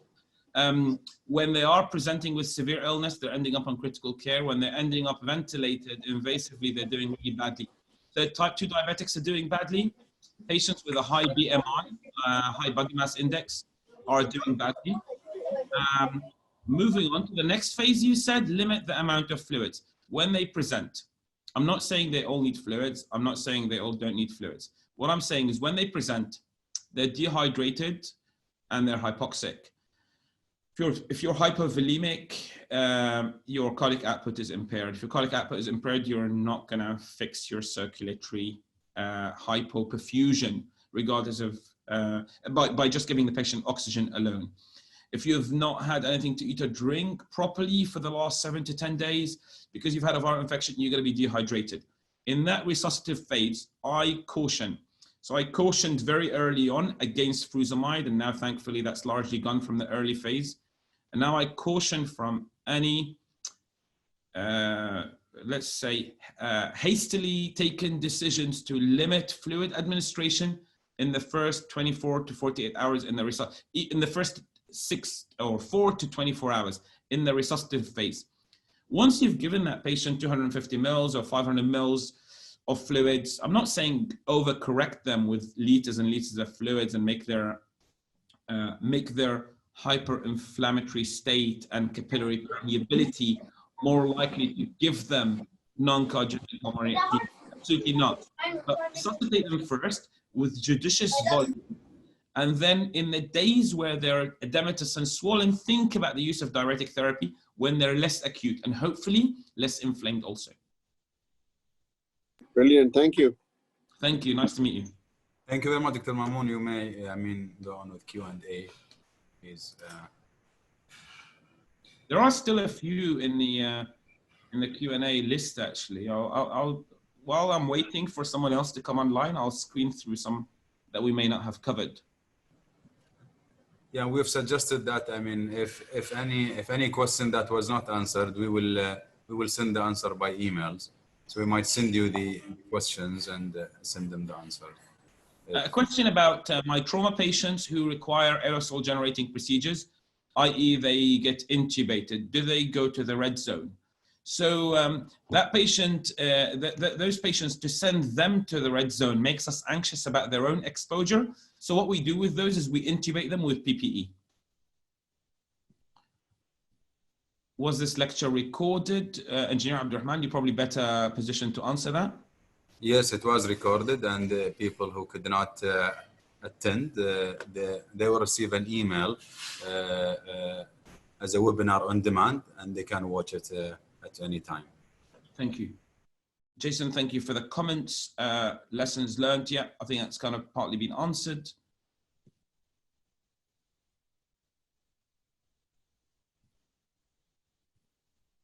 Yeah, there's a really interesting question about scope of practice and professionalism and the like.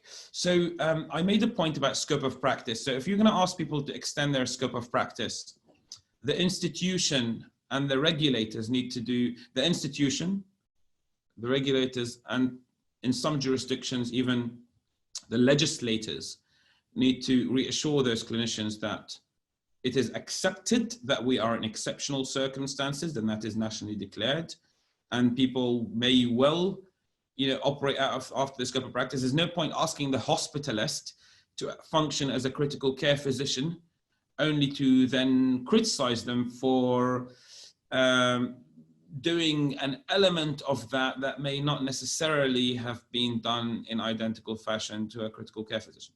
So the regulators have a role when if that phase is reached. The regulators have a role in encouraging people to at least stretch through the entirety of their knowledge and scope of practice, continue to encourage them to identify their limits, and for that matter, those who are within specialisms that are very close to critical care, pulmonology, critical care, are very close in many ways. Renal medicine, cardiology could be argued, to embrace those similarities to try and increase your critical care workforce, which is where the majority of the demand will be. Anyone else wants to ask any live questions? It appears that even young patients with no medical problems may suffer severe disease if the exposure is high and prolonged, which suggests viral load plays a major role. Do you agree? I entirely agree.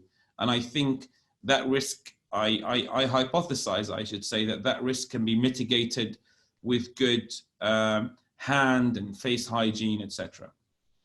Is ARDS lung protective vent setting thought to be more harmful in COVID patients as well as men in high PEEP? Well, it's not that lung protective ventilation is harmful in COVID. On the contrary, COVID patients, even if you are in the camp that don't believe they're ARDS patients, they're certainly at risk of ARDS because it could well be a trigger. At what phase you declare them that, I'll leave that to the debaters. I'm a pragmatist. Lung protective ventilation is appropriate for everyone. High PEEP is an escalation in lung protective ventilation. Not every ARDS patient is PEEP responsive for that matter. And similarly for COVID. So if your COVID patient has an FiO2 of, let's say, 0.7 or 0.8, extreme FiO2 in my book, so 60 to 80% oxygen, you then increase their PEEP from 10 to 12 or 14. 9 hours sorry, you find that in 45 minutes or 2 hours or 3 hours or 4 hours that you've been able to reduce your oxygen requirement from 80% to 60%. That's a PEEP responsive patient.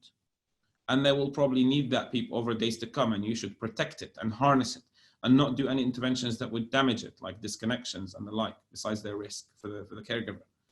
So I wouldn't say that lung protective ventilation is harmful in COVID. I'm just saying that not all COVID patients are PEEP responsive. Sounds good. Dr. Mamoun and Mr. Abdurrahman, we are beyond the time that we have given for the session, which is at 6:30. So we are almost extra 20 minutes. Seems to be a lot of people are excited and they have a lot of questions. I can see from the question and answer chat. So I would recommend, Dr. Mamoun, that if we take one last question and then we close, and all the rest of the question can be answered through the emails. Is Sure. that Yeah, thank you very much, Dr. Ahmed. We have Ali. Ali, are you with us? You may unmute yourself and ask your question if you're still there. Hello, assalamu alaikum, and good afternoon. Good afternoon, buddy. Just I want to ask about the pre-hospital care provider. What is the best way to manage COVID-19 people while transporting them from the scene to the hospital? Because, you know, there is a leak of information about this kind of management, and most of the healthcare providers, they are focusing on the way they are managing the cases inside the hospital, but no one is mentioning anything about the pre-hospital care. This is my main point. Any tips, any useful tips to our people who's doing this kind of job? Yes. So, you know, some of you may know I have an interest in pre-hospital care. So the interesting thing about COVID is it's a slowly evolving illness. I mean, yes, sure, some people deteriorate over 1 or 2 days, but rarely before 2.5 days from exposure. And therefore, and obviously there is a risk to the caregivers and the EMS being in the back of the ambulance with them. So my first advice is all COVID-19 patients who are able to self-transport to the hospital with a relative who's already been exposed to them should self-present to the hospital, not be transported by ambulance. So they've been ill for 1 or 2 days, so they should really they should self-present. You know, there's no reason to increase the risk of exposure or even waste the resource of the EMS services if that person is able to self-transport or self-transport with a relative. If you are transporting them, you need to wear PPE. In the back of the ambulance, you need to either have a fit tested, I emphasize fit tested FFP3 for the ambulance paramedic or technician in the back of the ambulance with them. Or you need to have a respirator like the one I showed in the picture.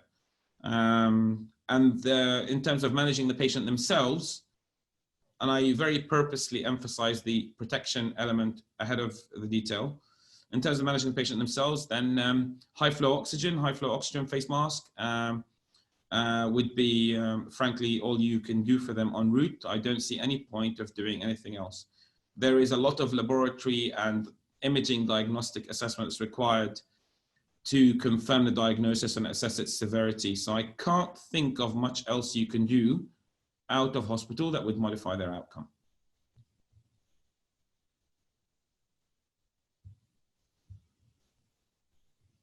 Great questions and answer, Dr. Mamoun.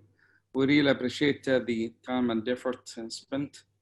And I think we'd like to close this presentations and the questions related to it. Since if we reopen this again, I think we need another 1 hour. So everyone is excited and everyone is thankful for such brilliant and outstanding presentations and participation as well from our esteemed attendees.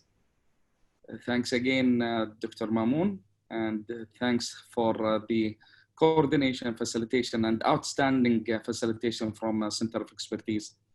And on behalf of ESEM and ESEM board member, we look forward for future events with any future raised challenges related to COVID that we look forward to cover, inshallah.